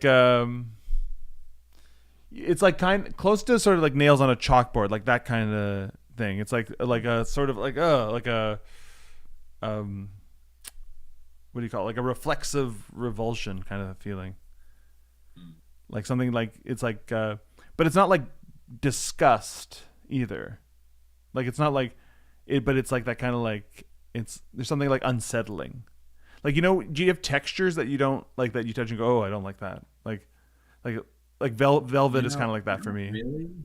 For me, it's not textures, but there are certain sounds. Like I can't stand ASMR of Right. people's voices Mm. and like mouth sounds and whispering and stuff. Like I'll throw my phone for Brother, all this. I hate to break it to you, you've been squicked. Yeah, man, I got squicked out. You're squicking. I mean, at the risk Welcome of to the club. at the risk of talking about synesthesia every time I am a guest star on one of your pieces of media, um, my older sister, the type of synesthesia that she has is a textures produce tastes in her mind. So Whoa. there's a Oh, lot of that's textures that cool. she cannot stand because they're disgusting. Hmm. So like velvet through her whole life has been this like bitter, you know, Right. yucky, I kind of. mad yucky. So whenever you mention synesthesia stuff, I'm like, part of me goes like, do I have like mild synesthesia? Because there's parts that I can always like kind of like relate to, where I'm like, there's a What? certain. Sorry. That's why I thought of this. I was like, Yeah. this sounds like, why is just or Well, like, and like there's a specific texture of like I'm trying to think of how to describe it. So it's, you know, okay, in a classroom, like, you know how they would have like the sort of blinds on a window, like, but everything like in a school, like the carpets and the blinds and stuff are made of like cheaper material, like they're, so it's a specific kind of like woven fabric on blinds in schools. I don't know what it's called, but like okay. that's what my mind goes to. The I even me right now thinking about touching those, I feel like I'm breathing in dust. Whoa. Like I get the sense memory of like I almost want to like sneeze. Yeah. Wow. So I'll count it. welcome to the club. Welcome to the club. Yeah. I do think that lots of people have forms of synesthesia that they don't know about Yeah. or that maybe have never been studied. And by the way, you can talk about it every time. I find it really fascinating. Just like, because it's what I like about it is, you know, those like thought experiments when you're like a kid that blow your mind. You're like, what if green for me is red for you, but we both call it green? You know, like it's kind of like like that's one of those kind of useless thought exercises because like, well, we'll never know, you know, but Mhm. uh, but this is kind of like it's an interesting being like, oh wow, like your sensory experience of the same sensory information I'm getting is giving you a different, like your reality is different than mine, you know, because of how you experience the same stuff. And it's like, I don't know, I find it really cool to think about that. Have you seen any of this stuff about like language for colors shaping your perception of colors and your like sensitivity? So you mean like language, meaning like what language you speak, like English makes, Yeah, yeah. okay. There was this thing I read. I can't remember where it was. Maybe it was Radio Lab. Um, anyway, the Himba tribe in I think Kenya, they have like all these words for the nuances of yellow green in this Right. like hugely expanded yellow green vocabulary, and then when tested had like a really condensed idea of the differences between blue and green, I think it was, where it's like we have a lot more words for that, Mm-hmm. and like changes between blue and green.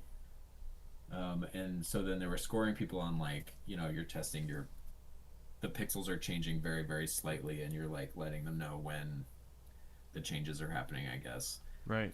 Um, which I think is really interesting. Yeah, so it's like having more words for different shades of greens like actually helps you distinguish them and perceive them because there's Right. Or category like there's buckets naming for it in your head. difference. Yeah. Oh, yeah. Yeah, there's this website, I think it's called Is My Blue Your Blue, that does this, where it's Okay. like you can score different shades of green and blue. I wish that this existed for all color groups, but as far as I know, it's only for like the border between green and blue. Hmm. And you can find out how much more blue you think turquoise is than other people, Right. and do with that information what you will.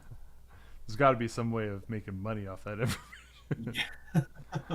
That- You got to be in the 65th blue percentile to get into this club. yeah. So it's called Is My Blue Your Blue? Something like that. I guess I could take 1 second and find it. Yeah, that's exactly what it's called. Okay, great. Yeah. This is funny because I was just sort of dealing with this today on a job I'm doing where I'm doing a character design thing, and they wanted like we were kind of moving between green and blue, and it's like turquoise, and I was like, oh, I definitely like interpret like the turquoise as like closer to green than they did, you know? Interesting. Yeah. So this kind of came up in a practical way today. I think turquoise is blue. Yeah, I think I was just wrong. But That sounds right. but I was definitely like I'm I was like for it to be turquoise it's got to be sort of green, but I was like no, not really. Okay. I mean, it does have to be a little bit green. Yeah.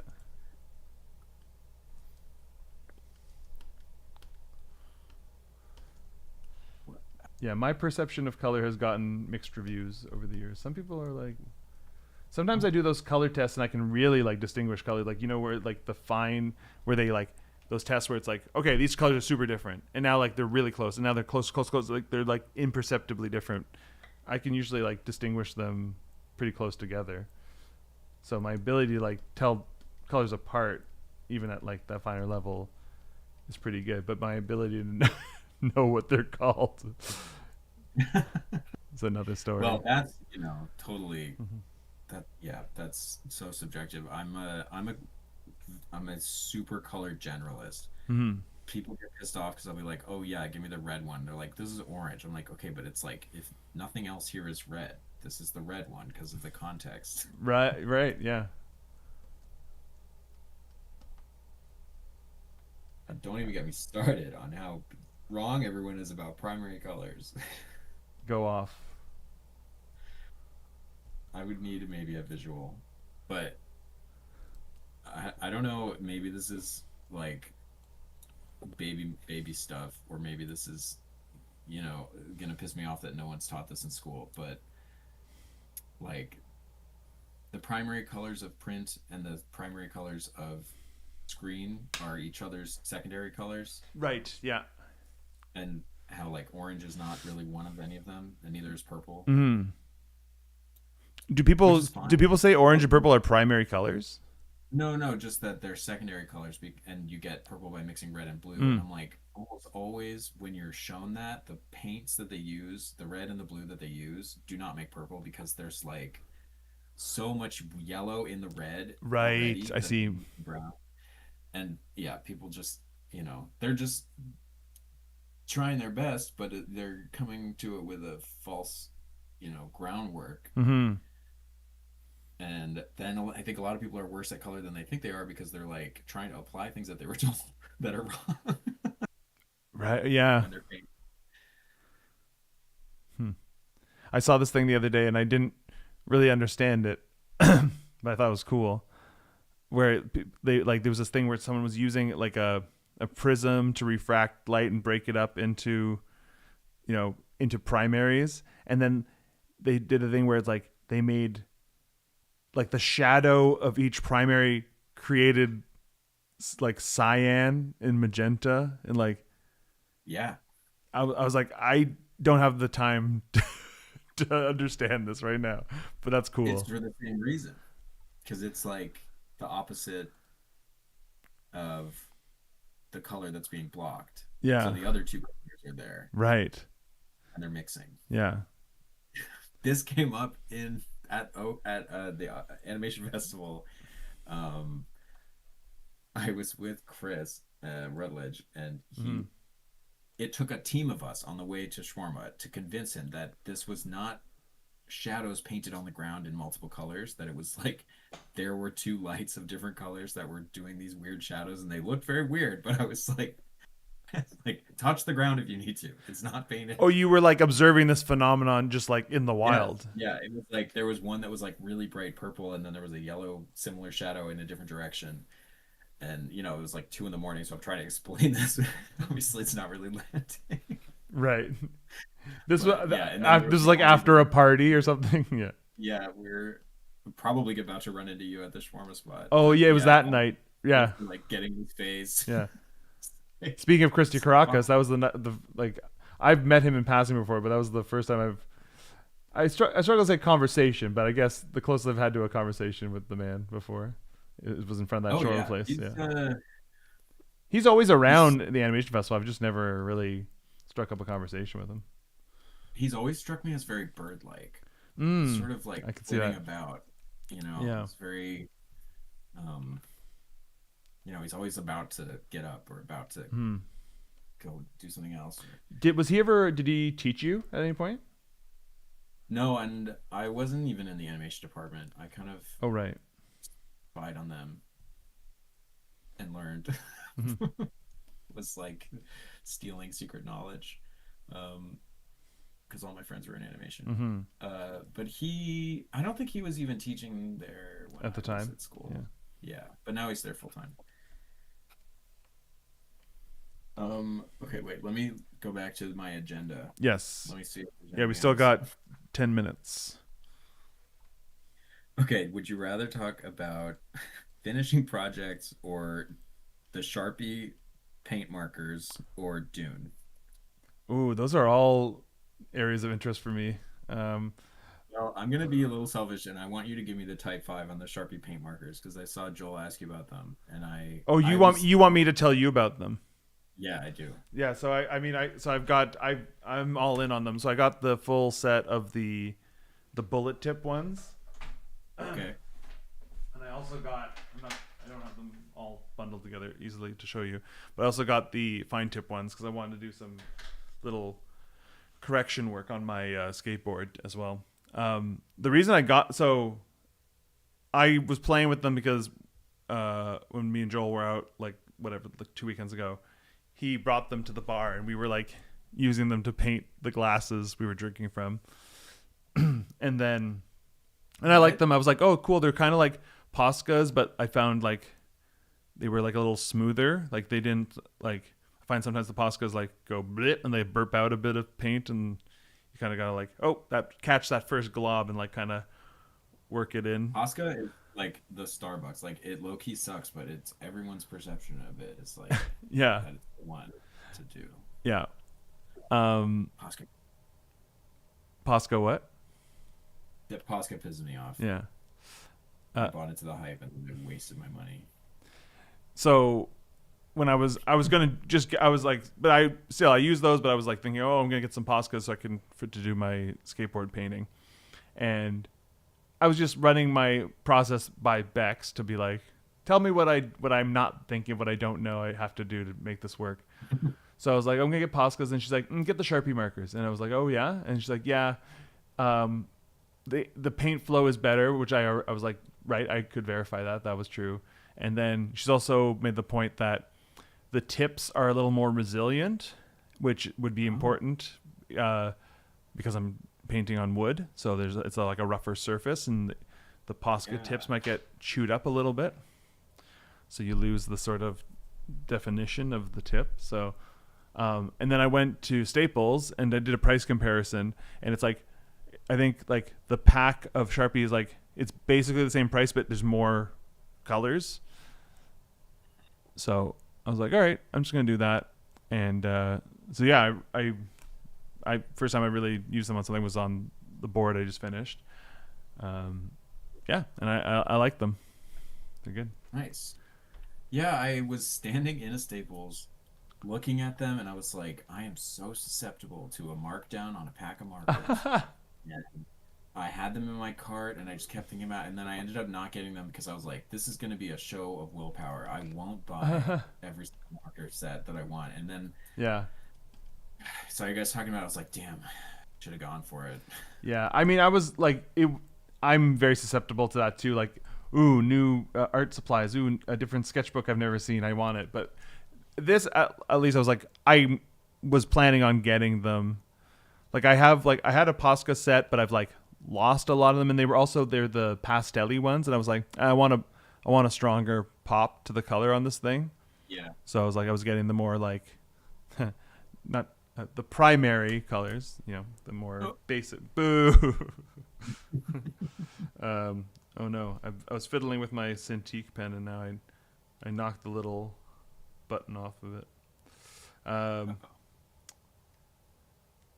There you go. So yeah, I was gonna buy them anyway. So, yeah, and I really like them. I'm gonna be using them more. And I had this. I bought. Speaking of random, oh, that's a cool sketchbook. I'm gonna get that, even though I don't need another sketchbook. I find ways of using them, but this one's cool because like I like that it had like it's sandwiched in the middle is like there's like craft paper, like there's a craft paper section, and part of me was like I don't know what I'm gonna use that for. Well, it turns out I can do little color tests before I commit on my board, so that worked out. I'm waiting for the video to catch up to what you're. Oh, that's right. Yeah. Can't wait. Yeah, you'll see them in a couple seconds, but. Mm-hmm. Yeah, you're holding it up like a Cyclops visor. Yeah. Nice. Yeah. So that was good because it let me go. Oh, I like the red as the background, but maybe not that strong. I'll dilute it with the white, and not quite pink, but just like a little softer red. It's also a good thing I did that because I didn't use the markers for the, what do you call it, the base color, because that would be too much just scribbling to fill. So I bought a little set of paints, and I used the entire tube of red, and that was with that was with the white helping it go a long way. So Nice. I like literally got to the end of the bottle, and it's just like there's still a few spots where I'm like, I'd love to be able to fill those, but it covered the board, which is good enough. Yeah, I specifically, I'm not letting myself buy any more paint until I finish at least one tube of paint. Yeah. I love having art supplies. Mm-hmm. Okay, moving on. Dune. I want to talk about Dune. Did you watch the trailer for the third one? I did. Yeah. I'm pretty hyped. Yeah. Did you read them? No. So I've never. Tried reading Dune and I couldn't. I just didn't get into it. It's weird because it's like up until the second movie, like I always found like Dune super interesting as like a world and a concept, but like David Lynch made the movie, and like David Lynch is like one of my favorite artists, period.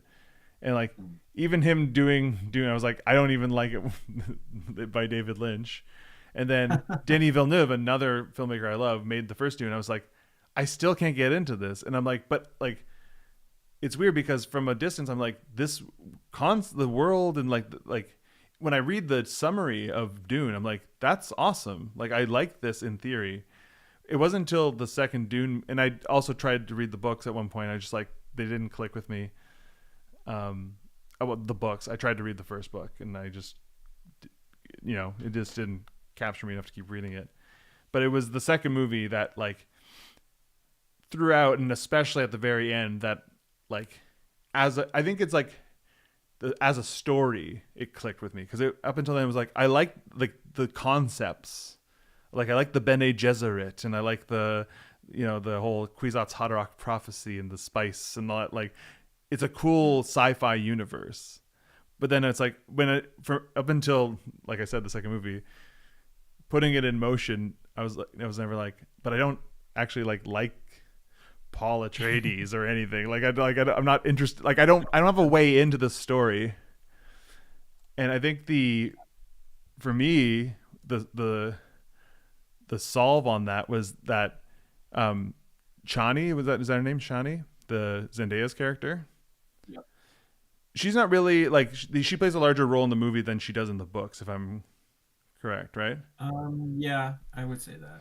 Making her sort of like the witness POV character to like the who like she like loved Paul and then like was like the witness to like what he became, and then and ending, spoiler alert for Dune, like her going off at the end, and it like kind of closing out with her, gave me that like, I don't know, the lens of the kind of emotional experience of the story that kind of brought it all together for me. Because I think that is something a lot of people are missing, is that like that is the perspective the audience is supposed to have, is like, damn, this guy's going off, this is bad.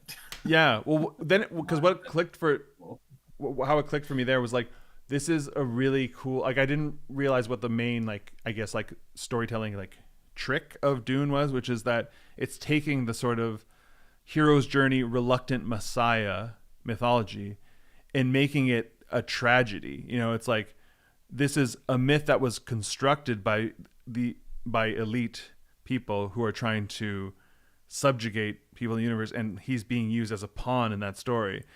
And like the usual beats of like, this is your destiny, no, I resist, and then you eventually go, if this is what I must do, I will do it. But it's like you see it from the perspective of like, oh, you've just submitted to this like system of control, and then become a part of this like machine of misery and conquest. And And Yeah. yeah, to have a There's a lot character. of internal dialogue of that with Jessica in that, like, in the book. She's kind of like, okay, now I have to be really careful about how I'm manipulating these people with the religious Right, yeah. purpose up in them. Right. This is kind of a delicate situation that's also fucked up, but I'm gonna do it because otherwise I'm gonna get killed. Right. It's like, yeah, I don't know. I think uh, it works for me because I love the book so much. There's a lot of really cool stuff in the book. Um, in the chapter openings, there's like excerpts from books that have been written about the events of the book Dune in the world later. And Sorry, so say that it's one more time. so like the chapters open with things that are like this is an in-world quote from a text that's written about Paul Atreides 50 Gotcha. years from now. And it's interesting because it's the only book that I've really read where they kind of tell you what's about to happen and then you watch it happen. So it's not like people, especially in like the modern era of thinking about spoilers and stuff, people have this idea of like the book is about what happens. Mm. And Dune is such a vibe first book. Right. Like they're like, and here in this chapter, we're going to explore why this person betrayed them and how he was able to trick them so completely. And then you go into the scene where you're just watching people not know that they're about to get tricked. And then here Right. comes a person you don't even know, but you found out that they have an important place in the household and they're tricking everyone and they're about to kill them. And it's like, I don't know, it's just really interesting Hmm. to Yeah. have it not be about like surprising you with the events, I guess. Right. Yeah, that makes sense. Is that like so you're saying that in the later books or is that like even in the It's in the first one. Okay.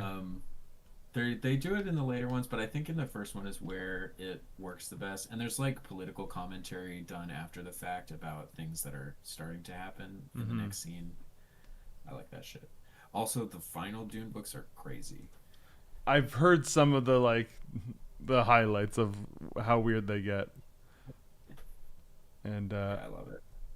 I'd love one of these Denis Villeneuve movies to explore Paul Atreides as a giant like worm guy or whatever, or his son is a giant worm guy or something. Yeah, for thousands of years. Yeah. But then after that, I think the last two books are really interesting because it's about this woman, and then the sixth book is about the same woman, but she's super old, Mm. and she's like in charge of the Bene Gesserit. So it's really interesting to have like a fantasy book that centers a woman who's like 100, and she's still like doing stuff. But yeah, there's a lot of very weird psychosexual stuff in those last books that is wild. Hmm. And that I think is where I'm going to leave it. All right. Perfect. This I don't know why, but this little thing I have above that says who's on the call. I keep trying to like pause it so it just stays on your name, but then every time I go to check it, it's like it's now scrolling through all the ones that I have set up.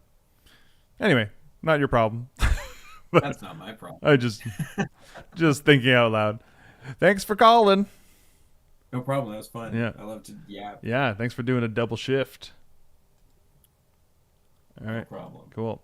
We got Maddie coming ya. up next. Nice. Yep. All right. See ya. Bye, everybody.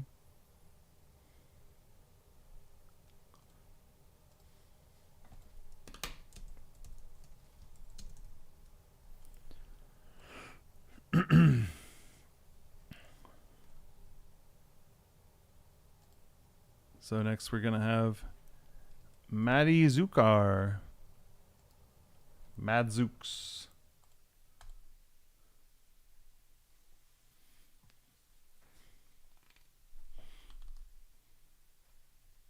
Hello. Hello. How's it going? Oh, it's going. Yeah. I'm just sitting here smelling the cooking from upstairs, hoping that the fire alarm doesn't go off. Fair warning. Does that often happen? Is it a sensitive fire alarm? Yeah. Yeah, the upstairs unit. I don't know what's with that fire alarm, but Smoke it detector. Yeah. or yeah, smoke detector goes off quite frequently. Hmm. we think we figured out how to prevent it, but I still get a little bit triggered when I smell it because yeah, it's Because you're gone just off like bracing over. for it. Yeah. I'm just like bracing for it because my detector's right over my head. So if it goes off, we're Oh all getting blasted. god. Fair warning. All right. But Now I'm on edge. hopefully it doesn't. Now you're on edge too. It's just something to keep you on your Yeah. toes, just in case. Yeah. But no, we think we fixed it, so it shouldn't. I'm just, a little bit traumatized. It's happened quite a bit. Okay. Well, thank you for the warning. Yep, yep. Just Yeah. thought it everybody should know Yeah. so they don't get blasted. Yeah. But yeah, Or just when they're blasted, they know why it's happening. why it's happening. Yeah. That it's not your stream crashing or going Yes. really weird. Yeah. That would be quite frightening. Yeah. Um, are you drawing grass? I should probably tune in and see what you're up to as we're I talking. mean, you could. But the thing is, it's Okay. confusing for you because you're hearing me, but then seeing what I did, like maybe like 30 seconds ago. Oh, Because okay. yeah, Never mind. yeah. I'll So just it's go actually blind. probably more confusing than anything else. Okay. Yeah, I can just tell you. I'll stay out of it then. Yeah, Okay. What is it that you're working on right now? I'm currently not. This comic is about grass, but right now it's um, veered into talking about the bugs that live in the grass and how Mm. bugs aren't allowed in the grass.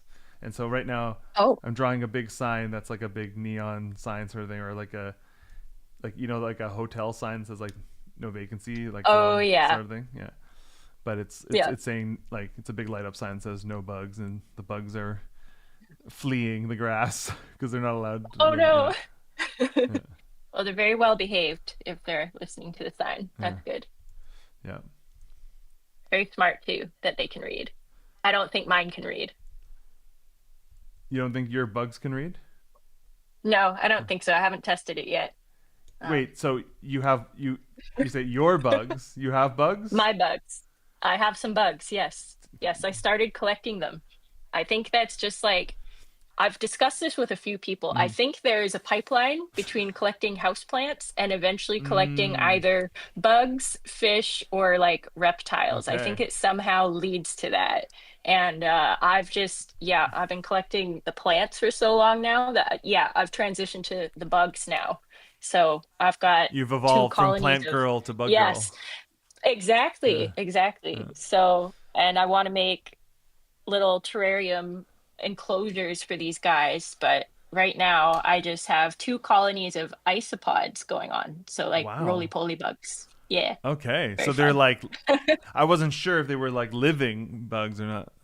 Oh, they're living. They're Yep. live. They're live and thriving. They're alive. Okay. I hope they're thriving. Yeah. So One is. you don't have a terrarium for them? No, well, not Mm. exactly.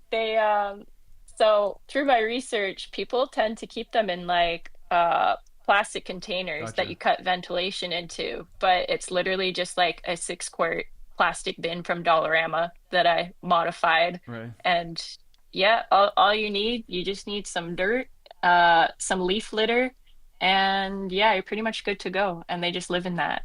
Hmm. There's other things you give them too, but that's essentially all they need. They're like, it was funny when I bought them because the guy I spoke to was just like, honestly, I find them easier to take care of than houseplants. Like you can just kind of Oh. leave them. Hmm. So yeah, they're just thriving. So if Um, you were to like kind of like break down the sort of chain reaction, like it seems pretty straightforward, like plants to bugs, because like bugs love living in plant world.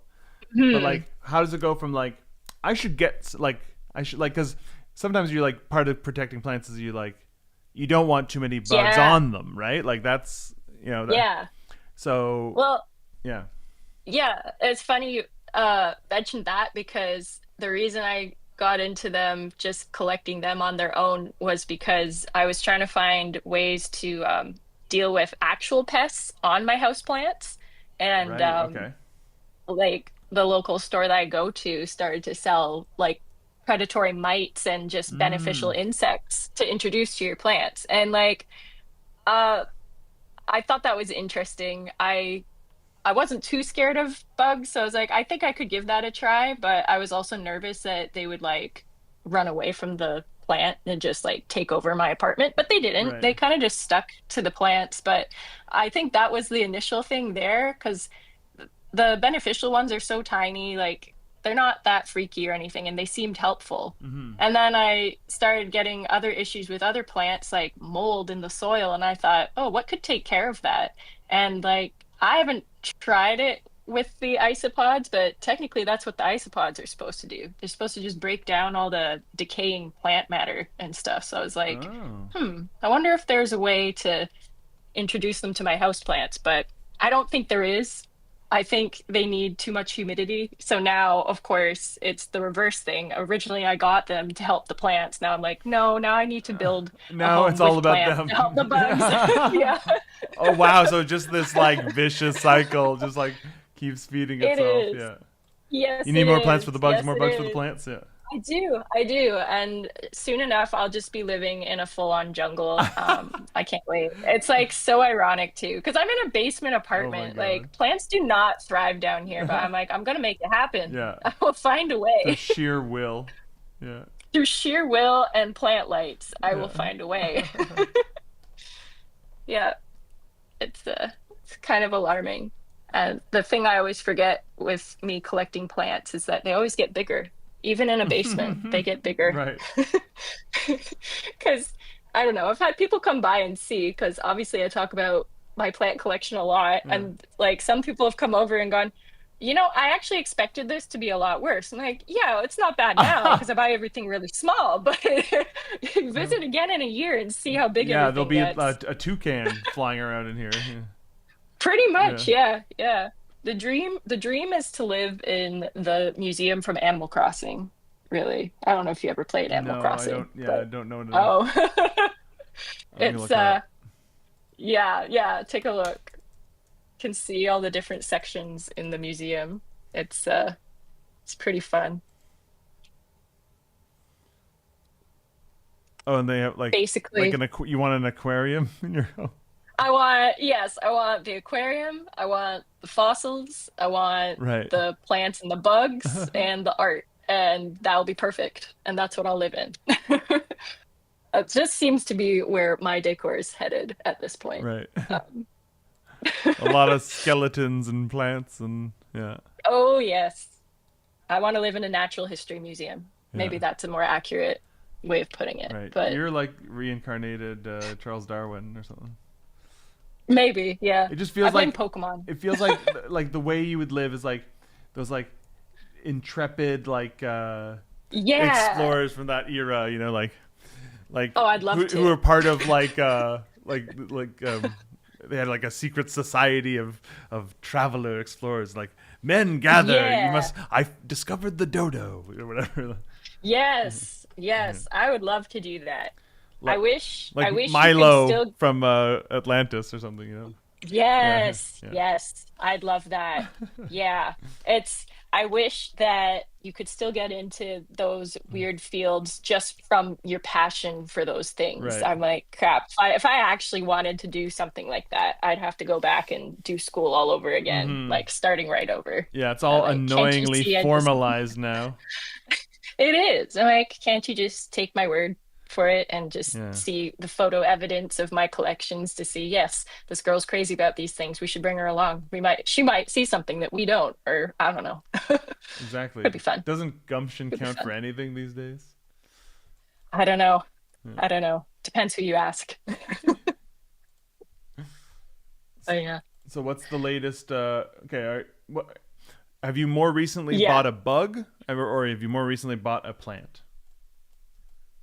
Actually, oh, actually, no. I more recently bought a plant, but ironically, I acquired my most recent bugs and plant at the same time Oh, okay. because, yeah, because They came as a the set. one, well, not so much. I go to the same plant store all the time. They know me now. It's almost embarrassing Yeah. because I'm there too much.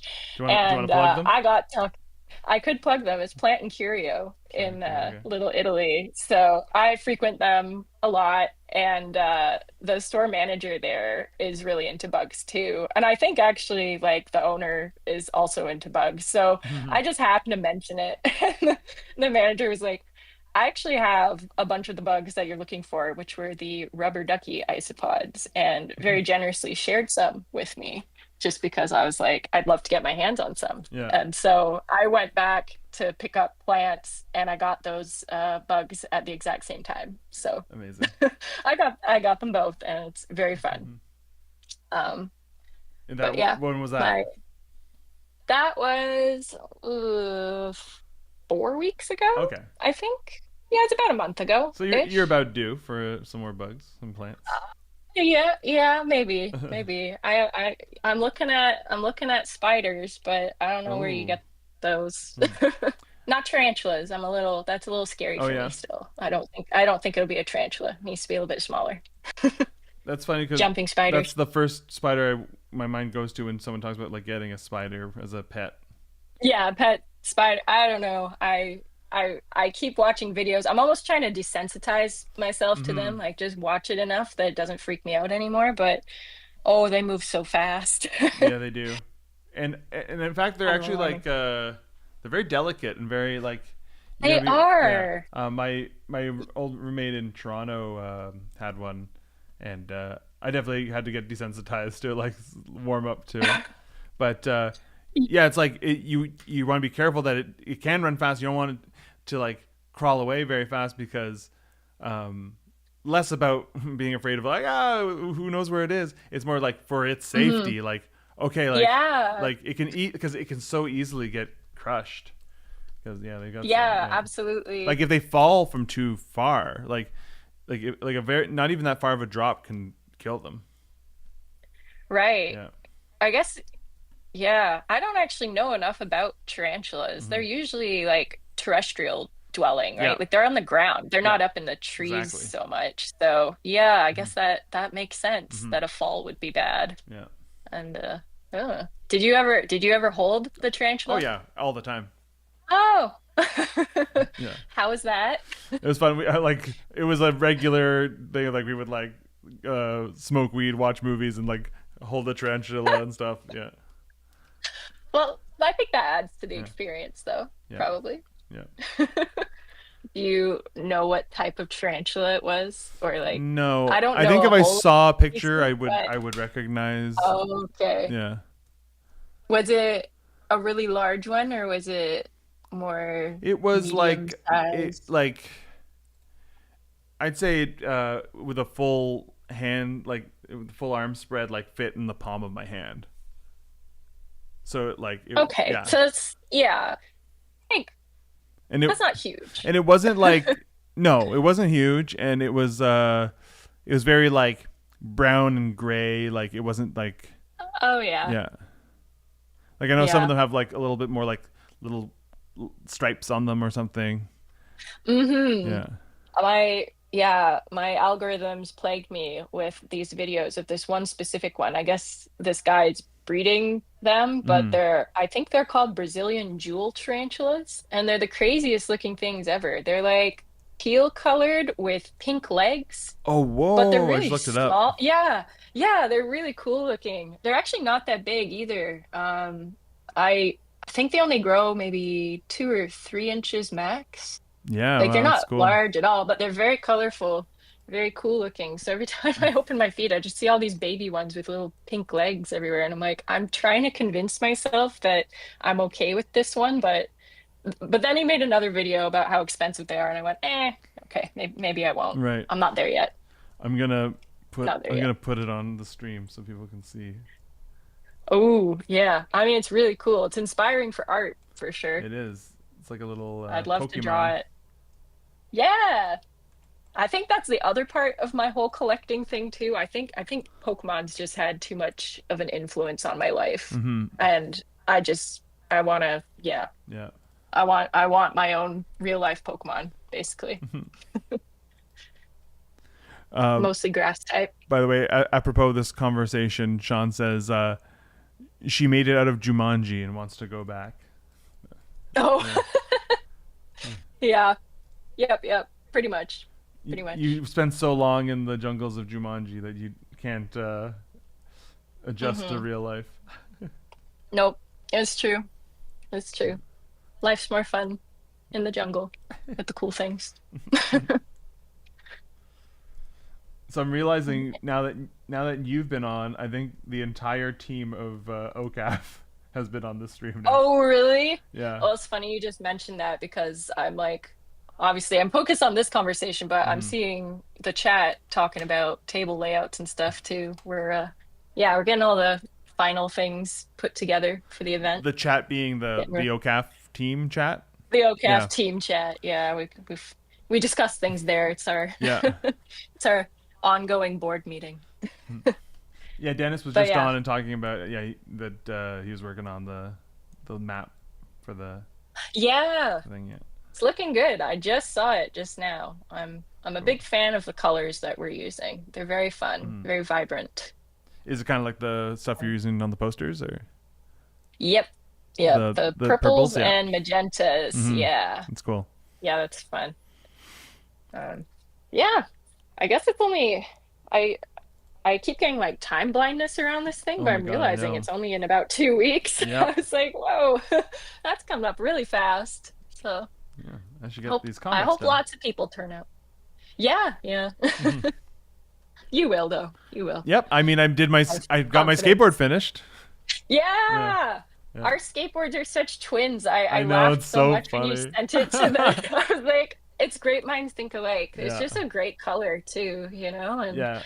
you know, skateboard art, what are you gonna do but do a little guy skateboarding? Yep. Yep.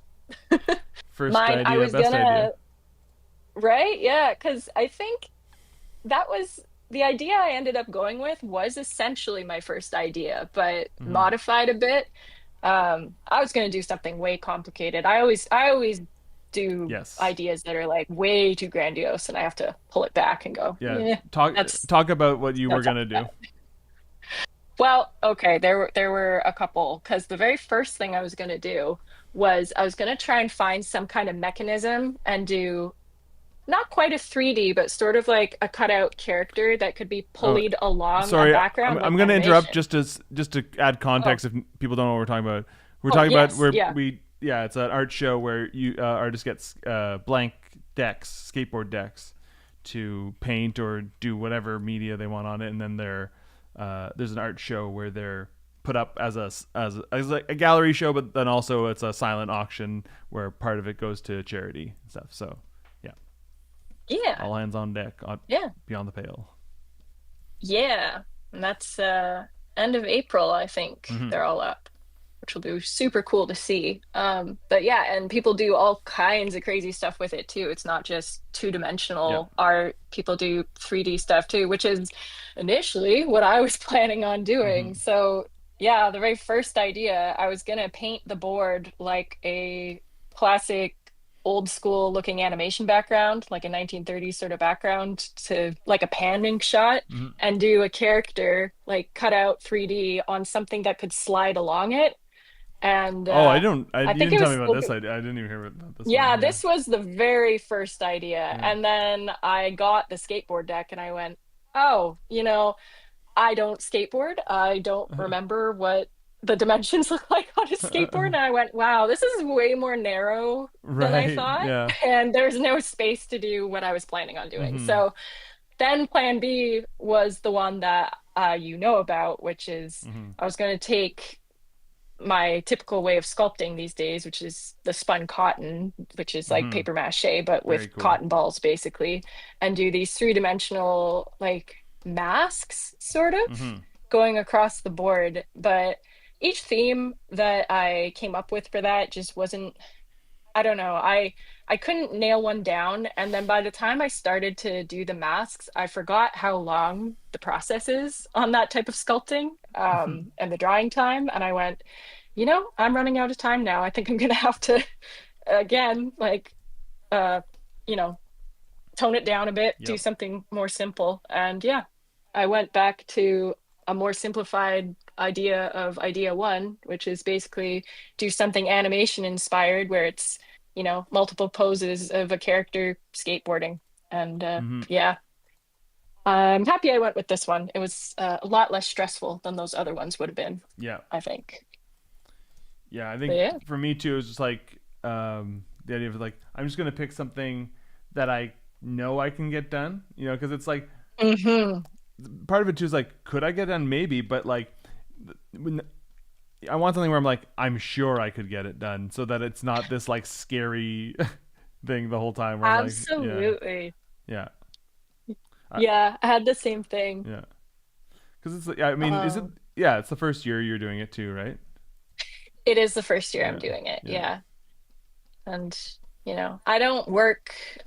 I don't work big. Like I know this isn't huge, but Hmm. it's sort of big compared to what I usually work on. Like if Yeah. I'm making a painting or illustration of any kind, it ends up being on, maybe an 8 by 10 or 9 by 12 piece of paper or Hmm. something.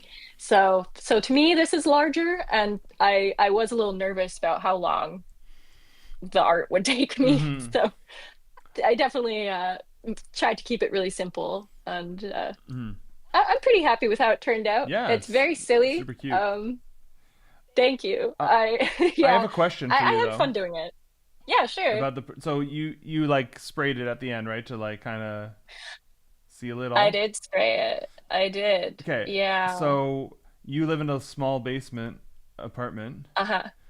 Yep. Where was that sitting as it dried? Well, okay, so when I first sprayed it, I took it outside and Yeah. set it somewhere where it wouldn't be getting dripped on by all the ice melt coming off the roof. I this is what I was And dealing with today as well. Yeah. this was such a struggle. Yeah, I had it I had to balanced open my on patio two. umbrella to. Oh my gosh. Had it like under the overhang of the roof, Right. and it was in just enough that it didn't get dripped on. Hmm. But yeah, I had it balancing on two recycling bins. But yeah, I sprayed it and I immediately regretted spraying it because my board is mixed media, and one of the Oh. mediums I'm using is gouache, which is water activated. And Oh. so I was really nervous about putting varnish on it because I knew it would, take the dry gouache and make it wet again. And I Hmm. didn't know if it was going to smear or what it was going to do. And this spray varnish I had, I've had it for years. And I don't know if it clogged up in the nozzle or what, but instead of doing a fine mist, it just dribbled all over the Oh skateboard. shit. And that wasn't great. So I actually ended up painting over the board with a Oh. like a brush on varnish instead. Okay. And as it dried, it was in I have my own laundry room, Okay. and Good. I was able to shut a bunch of doors to like keep it separate from the rest of the apartment. And Good. yeah, it's nice and dry and hot in there. But I did wait a while because those fumes were pretty strong from the spray. Yeah, I had mine Um, down like just at yeah. the other end of my basement, and I was sitting there. I was like, had a fan on it, but I was like, "Oh, Oh this isn't yeah. good." I'm like tasting it, and like, uh, Oh. and so I was like, I put it upstairs by an open Oh. window. Yeah, Yeah, you know what I actually did first, I'm just remembering, is I had it in my bathroom with the door shut and the fan on for a while yeah, before I moved it into the laundry room right. because honestly, yeah, even after sitting outside for a bit, those fumes, oof, they're They're awful. potent. Uh, very potent. Yeah. Yeah. So you didn't have issues with your varnish. It went on okay and didn't ruin your artwork, No, hopefully. no, it didn't. That's good. Bex gave me her can, so it was like, Ah, yeah, so it was like recently used, and it was like it's like art grade as well, so it's like mm-hmm. it's because she was like, she's like, don't get this kind of varnish, you should get this kind, or you know what, just use mine. So she just gave it to, and Perfect. yeah, so that worked out well. And then yeah, I Nice. just gave it 3 coats, 15 minutes apart, and Nice. it's Uh, it's pretty like it's a little still like last I checked a couple hours ago it was like a mm, little sticky, but it was pretty dry. So I'm like, I was kind of thinking about like, oh, is it gonna be ready first thing, because I'm leaving the house first thing in the morning, right? And I'm out for the right. day, and I need to bring it with me because I got to drop it off tomorrow. Right. So I think Yeah, I might run it. Yeah, I might run into you there oh yeah, because I did not. Yeah, because I was gonna drop mine off today, but the varnish was still. It feels dry to the touch, but if you like press on it for too long, there's a mm, little bit of stickiness, and I didn't want to put that in a garbage bag or something to transport it and have the garbage right, bag stick to the to the board. mm, Um, yeah. yeah, Okay, now you're it's making me happened nervous. before. No, no, it should be fine. I Mm-hmm. think you're.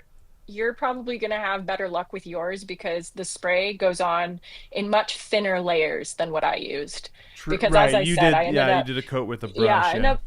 yeah, and it was not the most even thing. It was a really awkward process too, because I had to make sure I didn't go over the characters too many times with brush strokes because it was pulling the paint away. So I had to, yeah, it could have been thinner, I guess, is what I'm Sorry. Your trying to your say. your your varnish was pulling the paint away. Yes, yeah. Whoa. Because my paint, the background's acrylic paint, so obviously that once that's dry, it's dry. But the characters I painted with gouache instead because I really wanted something more graphic and uh, matte when I Mm. was working on them. But the thing is, it's water activated, so as soon as you put anything wet Oh, on right. it, Yes. it Okay. Yeah. the Yeah. paint becomes wet again. So as I'm brushing the varnish across, like if I Oh. went over the same part too many times, it would start to pull the gouache away. Oh, that sounds so stressful. So it was pretty stressful. I Yeah. This is what I get for experimenting too much with mediums. I never use gouache, so I probably should have tested that out first. But you know what? It's not ruined. It's fine. Yeah. It Good. worked out, and hopefully it's sealed up too for, wherever For it ends up. longevity. Yeah. I hope so. I hope Yeah. so. Yeah. The part of like doing it simply was like, and like using. I'm like, okay, I'm gonna use paint markers because I've used those before. And I know how they feel. It's like I don't Mm. want any like weird surprises because of a medium I'm not familiar with or like a process I'm not that familiar with or whatever. That's Yeah. a Yeah. good call. Yeah. I started with one and I went, it might be fun to try this. And then I went, you know Hmm. what? I bet you could mix this into this too. And I went, okay, we need to stop Yeah. again because once again I'm about to make it overly Yeah. complicated. But it's fine. It was fun. Nice. I think it's important to have fun with these things. Yeah. So are you? What are you doing right now for OCAF? Like currently at this second? Are you? At this Yeah. second, I'm not doing a whole lot. I have to talk with Dom about our table setup at the front with Hmm. how we're going to greet things. I'm sorting out, organizing the volunteers and just the schedule of the day, like when things need to be Yeah. set up for the workshop, for the panel. Hmm. Um, yeah, I'm planning for unexpected things too, because we don't really know how many people to expect. So True. we just have to make sure to have volunteers like positioned at various spots throughout, Hmm. just to monitor the numbers and, What's guide people capacity if for needed. the venue? Uh, Capacity is 400 people. Okay. I don't, I don't think it'll get that high, but you never know. I think I like mean, it could. I think it could. yeah. It certainly could. Um, Like I was talking and to Dom about we this also have last to. week. It's like that thing like I experienced with show and tell. Like Right. Yeah, that's a good point. like you think, oh, I really want this. It's like I'm gonna create it, and then it's like, and it'll grow year over year. It's like, but what you're underestimating is all the people who were like also wanted this to happen but didn't make it happen. So they're like, oh, finally, it's happening. So like, there's this like deluge of enthusiasm that's like Ye- that's hard to That's true. predict. Yeah, Yeah, and the other thing I didn't really think of is, 400 people actually isn't that it's many not a lot. people. No, Like, if you think of how many people are going to be vending at this thing or exhibitors, and they tell, like 5 to 10 people to exactly. come that are their friends, like that very quickly does become 400 Yep. people. So, yeah, it'll be exciting. I can't wait to Hmm. see how many people show up to it and yeah, Yeah. see everybody's stuff. I'm excited. I'm hoping that I can make a round and see all the stuff. Hopefully. Yeah. Yeah. Hopefully, maybe before you let in the mob, the throngs Yeah, of true. starving comics fans, you can just take your own solo Do a tour. quick loop. Yeah. Yeah. Yeah, we'll see how it goes. Yeah. Um, I'd love to do that though. Hmm. Or a real quick sprint at the end as everybody's, packing up. Like, wait, don't pack that up yet. But I mean, I by want the to end, see we'll it. all be completely spent. Picked Everything will. Yeah, over. exactly. There won't be anything left. That's true. That's true. Might be better for my wallet though. I don't know. I Right. don't know. Yeah. I don't know what the better call is. It is nice to see all the options though. Yeah. I am aiming to bring just enough stuff to like leave with nothing. That's like the Perfect. calculation I'm trying to That's a make. Yeah, that's a good goal. Yeah. And then, if you run out of something, you can be like, this was here. If you want more, con like contact me or see me for other events down the Yeah. road. I don't know, Yeah. depending how you want to play it, but could be fun.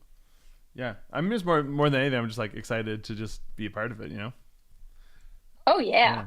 I'm excited that you're part of it Mm, too. yeah. It's gonna be I Yeah, I'm just so excited seeing all the people that are gonna be exhibiting because there's such a diverse range of Mm-hmm. stuff, and Yeah. the fun thing with comics, it's so unique to every person because it can be anything. Like a Yeah. comic's just a combination of, images and words, Yep. and the way you arrange them doesn't really matter all that much. Nope. So it's really fun to see what people do, Mm-hmm. format wise and storytelling wise. Yeah, super excited. It's good stuff. Glad you guys are doing it. Yeah, me too. Well, you kind of inspired that, at least on my part, because I Mm, remember saying right. to you like a year ago, going, Yeah. "Man, I wish Ottawa had more comics and zine festivals." And you said, "Well, why don't you just make one?" And I Right. think that's really what sparked it. Yeah. I was like, "Hey, you're right. Why don't we just go and make one?" Yeah. So, It's like, yeah, you yeah, know all the people who would want to participate in that, so that's so true yeah. too. Yeah.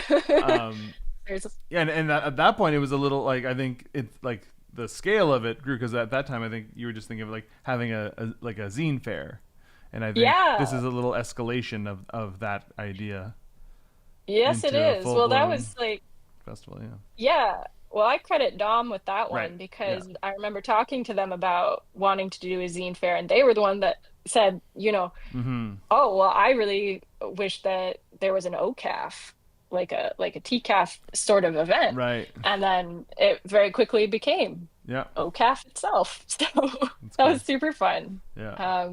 Yeah.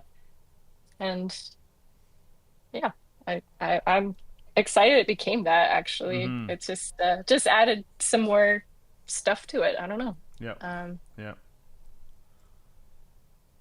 yeah. It'll be cool to see what it becomes over the years. Yeah. Hmm. Cool. All right. Hmm. Well, thank you for dropping by the stream and chatting. You're very Yeah. welcome. It was nice chatting. Yeah. Cool. Did you get a lot done?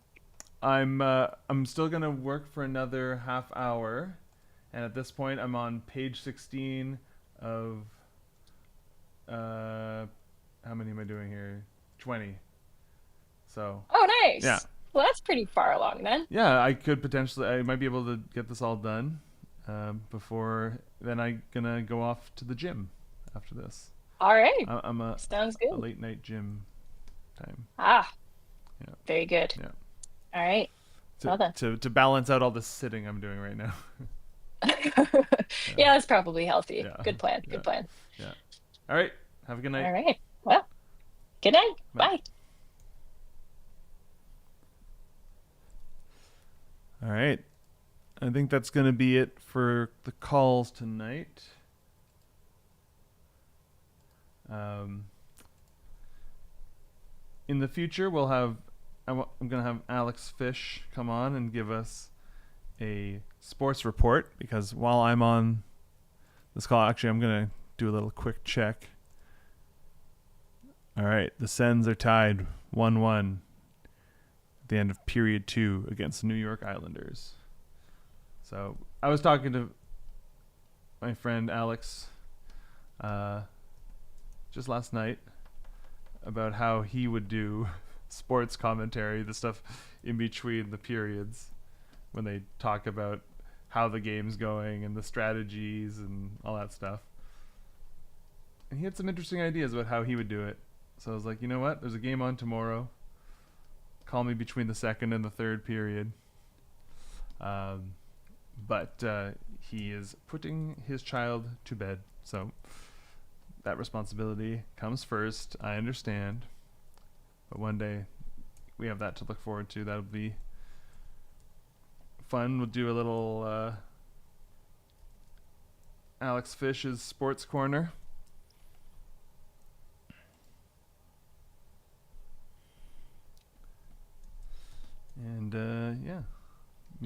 just keep finishing off this little book here.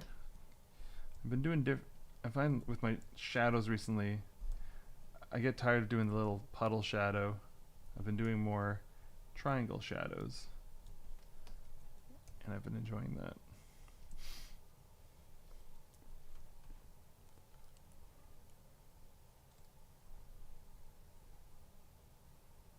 All right, I'm gonna pop some music on.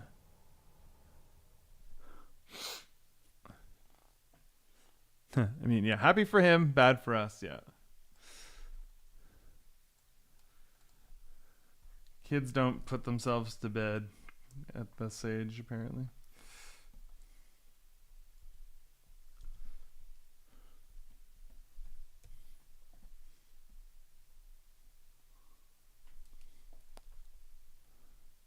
I turned all the music all the way down, didn't I?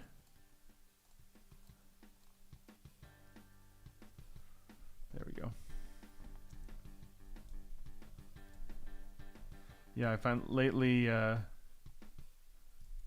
have a inner hockey guy. I played hockey when I was a kid, so I definitely grew up following hockey. I even went to the draft one year with my dad.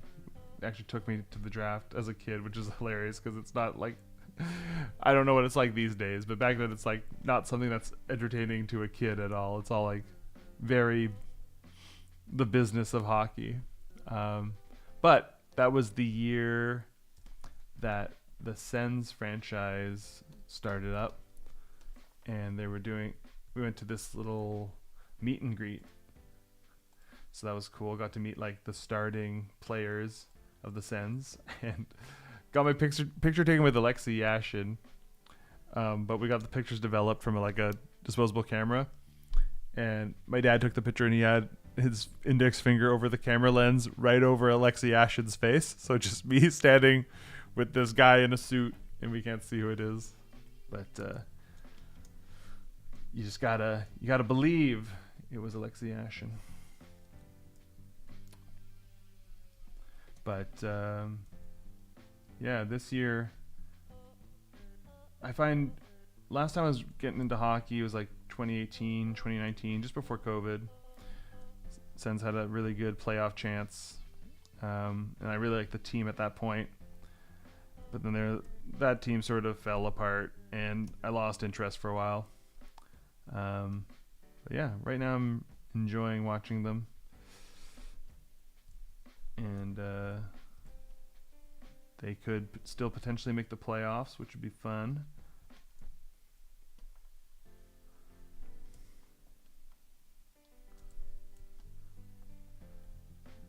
So it's got its hooks in me enough now that I'm fully like following the league and watching highlights. I can't be I'm either in or I'm out, and I'm fully in right now.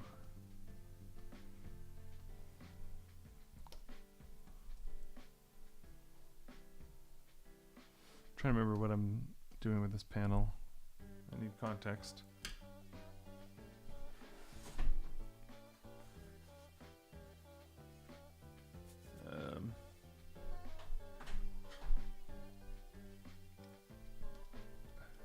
Oh, right. Okay, I see what's happening. I thought this is his hand, and he's talking to him. It's the dad ant talking to his son.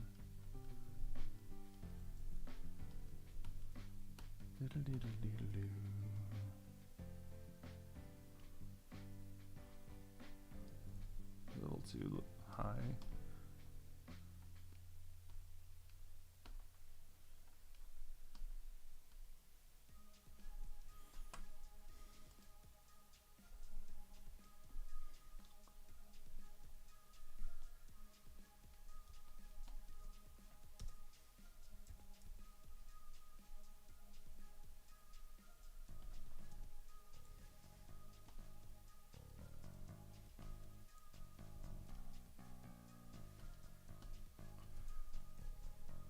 So yeah, for these, I'm gonna be doing these streams pretty often now. often as I can. They're fun, and it's a fun way to get some work done. Not necessarily every week, but as long as I have something to work on and I'm free on a Thursday evening, which I usually am,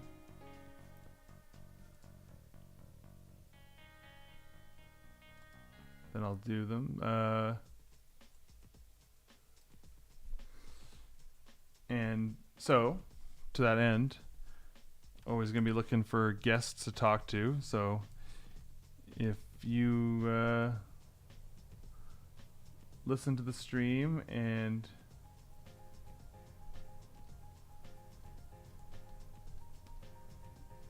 you want to jump on a call sometime and talk about your special interest, then let me know.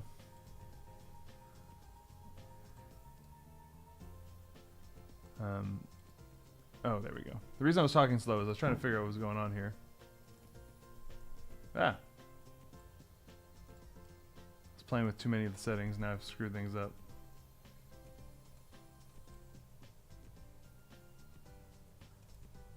What did I do here? Don't expand it. There we go.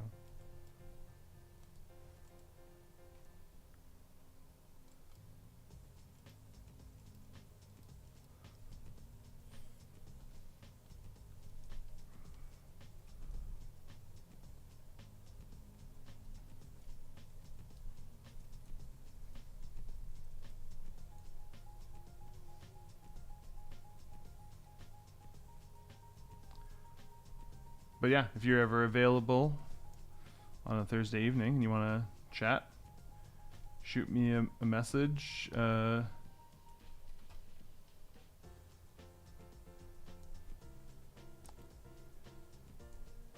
Just through Instagram it works. And yeah, I'll check in with you on a Thursday and see if you want to jump on a call. We're all special people who have things that we love to talk about at great length, so I'm sure anyone who's listening in would have plenty to come on stream and talk about. Yes, late night co-working squad. I find it's so much easier to get stuff done when you're like kind of got that sense of like kind of like a social world around you. Like kind of reminds me of chatting while working in the studio, you know.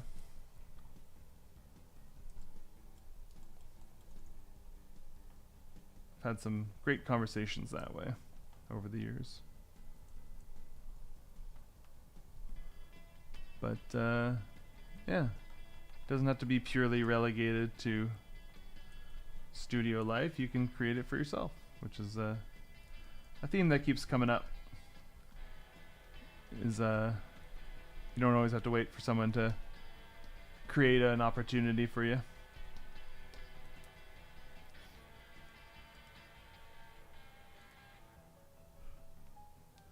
A good body double system, and nice to let the creative thoughts flow. Yeah, I mean, really, when it comes down to it, it's just like humans are social animals, and we kind of feed off each other's energy and stuff. So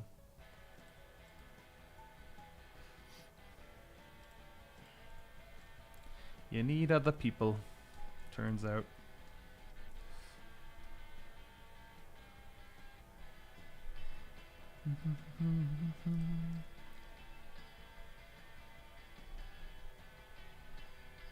But I'm okay with that. I like other people, so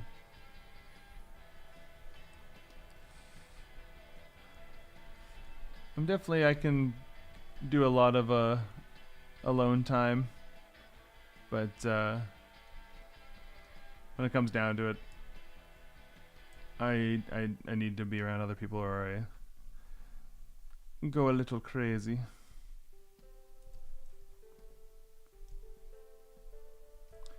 That's why I'm excited for events like OCAF and stuff, you know, a lot of stuff like I like to do is, you know, animation and drawing and stuff. These can be very solitary activities. And I mean, really, reality check right now. I am sitting alone in my basement. But then, you know, I've got people popping up in the chat and the call. That's why the calls are nice. I don't have to just have a one-sided conversation the whole time I'm drawing. Because it does feel ever so slightly insane.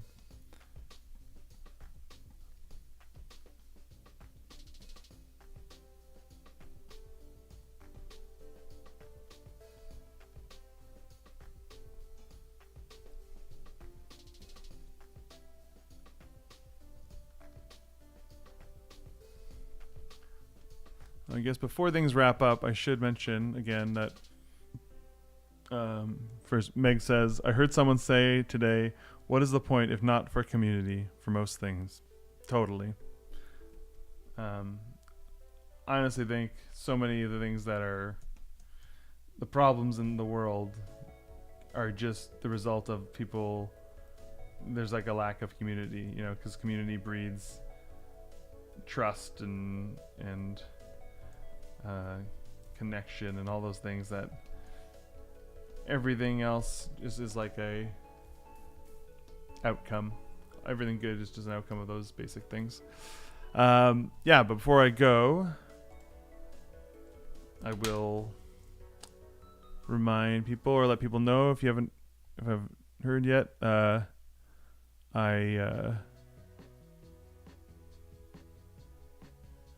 started a Patreon. And thank you to anyone here who's already joined. I really appreciate the support. So if you're on Patreon, it's free to join it. It's like you will. The main part I'm using the Patreon for is to that's where I'm going to post my finished art from now on. So basically, it's the same as like following me on Instagram, except I'm just posting it there instead. So just like that would be free. Patreon is free. But I do have a membership tier that is paid, and that basically just gives you access to this artist journal that I'm gonna be keeping up on, which I just will be updating twice a week. With mostly just documenting my process, giving thoughts on it, like talking about similar stuff to like what I would talk about on here, but just a more detailed documentation way of doing it. And part of that is doing it for myself, because I always there's moments where I go, I wish I would have kind of kept track of how I did that, so I know to do it in the future. And I'm always kind of retracing my steps, trying to figure out how I did certain things.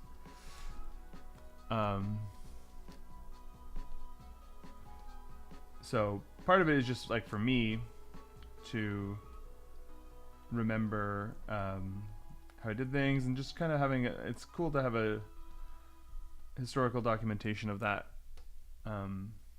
But also, if you're kind of interested in what I'm working on and like to hear about how other people do things and learn from that, then you can follow along on my artist journey, and every step of the way. And so it's basically like I see a lot of Patreon stuff for animation and art. They like show works in progress, so it's basically an extended version of that.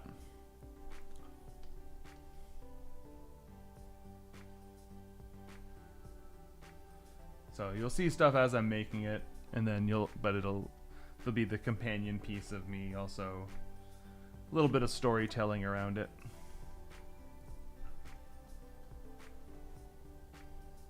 So the first post is up. I'm gonna make another post later tonight, just before I go to bed, because I'll be. I just finished that. We were talking about it tonight. The skateboard painting. It's the first time doing that, and so that is finished.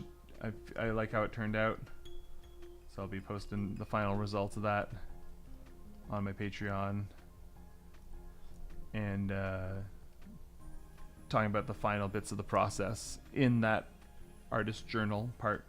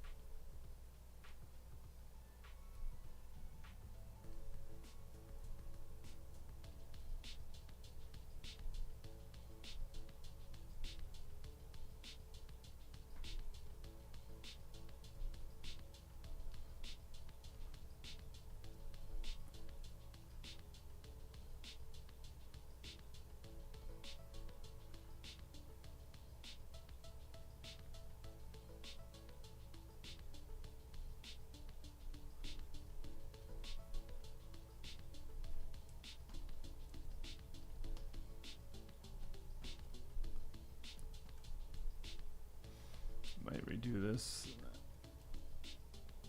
Extending this head shape feels really weird. Might redo this panel. Yeah, I don't think this one really is working, making sense.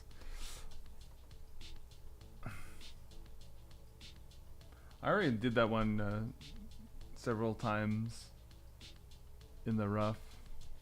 So I wanted to give it a more dynamic cinematic look, but it doesn't make sense. It looks too much like the sun is now giant. It's like it's throwing me off. So I'll rethink that one, come back to it. Just finish the last two before I end the stream.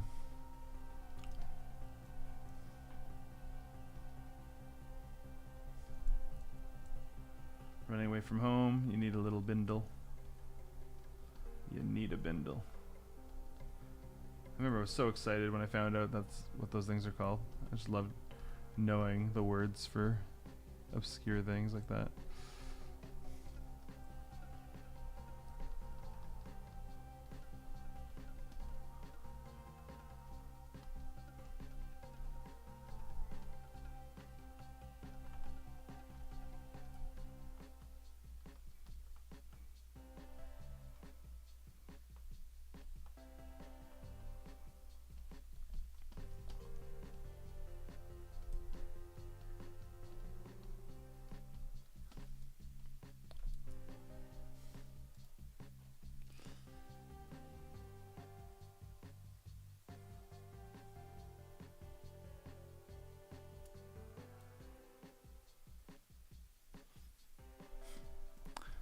No, Pat, you haven't missed it all yet. You're here for the grand finale.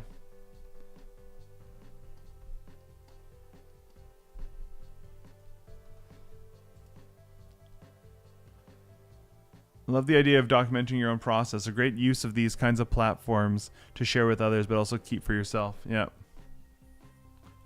How do I know when I'm done? I guess when I get to the number of pages that I roughed out, and then they're clean, and then I'm done. If you're asking how I know when I'm done when I write it originally, I just kind of go, I write until I get to a point where I'm like, yeah, that feels like the last beat. And in this case, starting off with a documentation of how grass works, ending with an ant running away from home, to me felt like enough of a journey to say that's the final beat. But who knows? Maybe we'll see more of this ant in the future.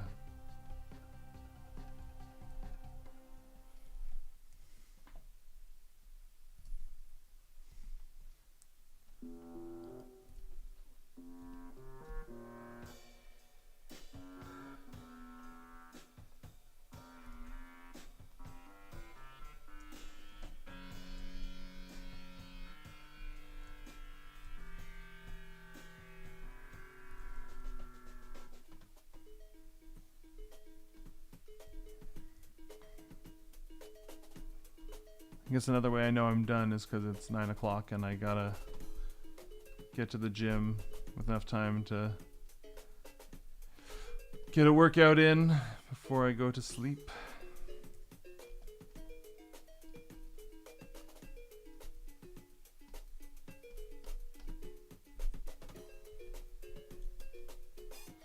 So there's lots of ways that I know I'm done.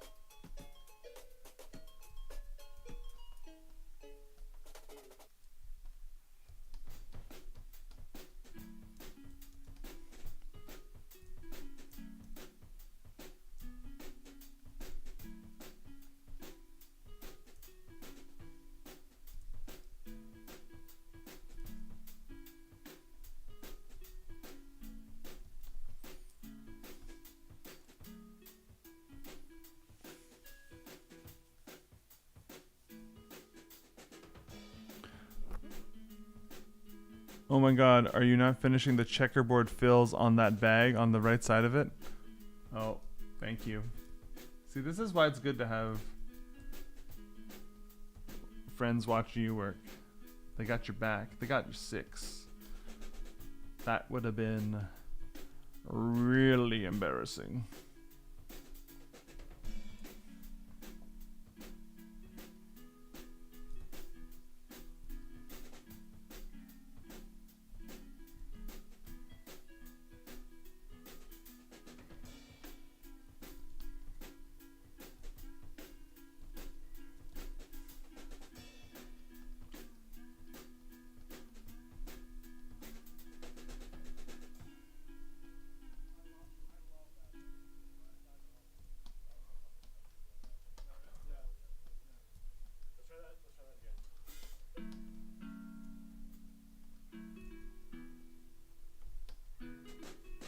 All right. And I'll do what I haven't done yet is save. It won't bother you one bit, but it will bother me, Pat, and I'm glad you pointed it out. Thank you. All right. That is it. That is it for the stream. Thank you. Thank you so much, everyone, for joining me this evening. And let me see, next week. I think next week I'm doing a stream on Monday. And then I'm probably going to do one on Thursday. Although I'll probably have all my OCAF stuff done. So I don't know if I'll even have anything to really work on next Thursday. Because I was originally planning on having everything done and I was going to take a trip to Toronto, but I am still going to Toronto, but I'm cutting it short. I was going to go for a couple days, but I'm just gonna go for the Saturday to see a show. I'm going to see Mira, who's a sort of indie folk artist that used to listen to a lot back in the day, and yeah, so she's doing a show in Toronto. I'm gonna go check that out. So yeah, maybe I'll do a stream on Thursday. I'll figure that out over the next couple of days. But if I do, I will be making some noise about it. And my plan is in the future to have it more scheduled out and have a place sort of spot saved on my Instagram grid that is always going to be basically the most up-to-date schedule for my streams. So it won't always be about catching it and when I post about it in my stories. It's just what I'm doing now to get it started. But I appreciate everyone who makes a point of coming here and checking it out when I do a stream. And yeah, building that momentum, getting in the hours, consistency, building it out. So yeah, thanks again, and I'll see you on the next one. Have a good night.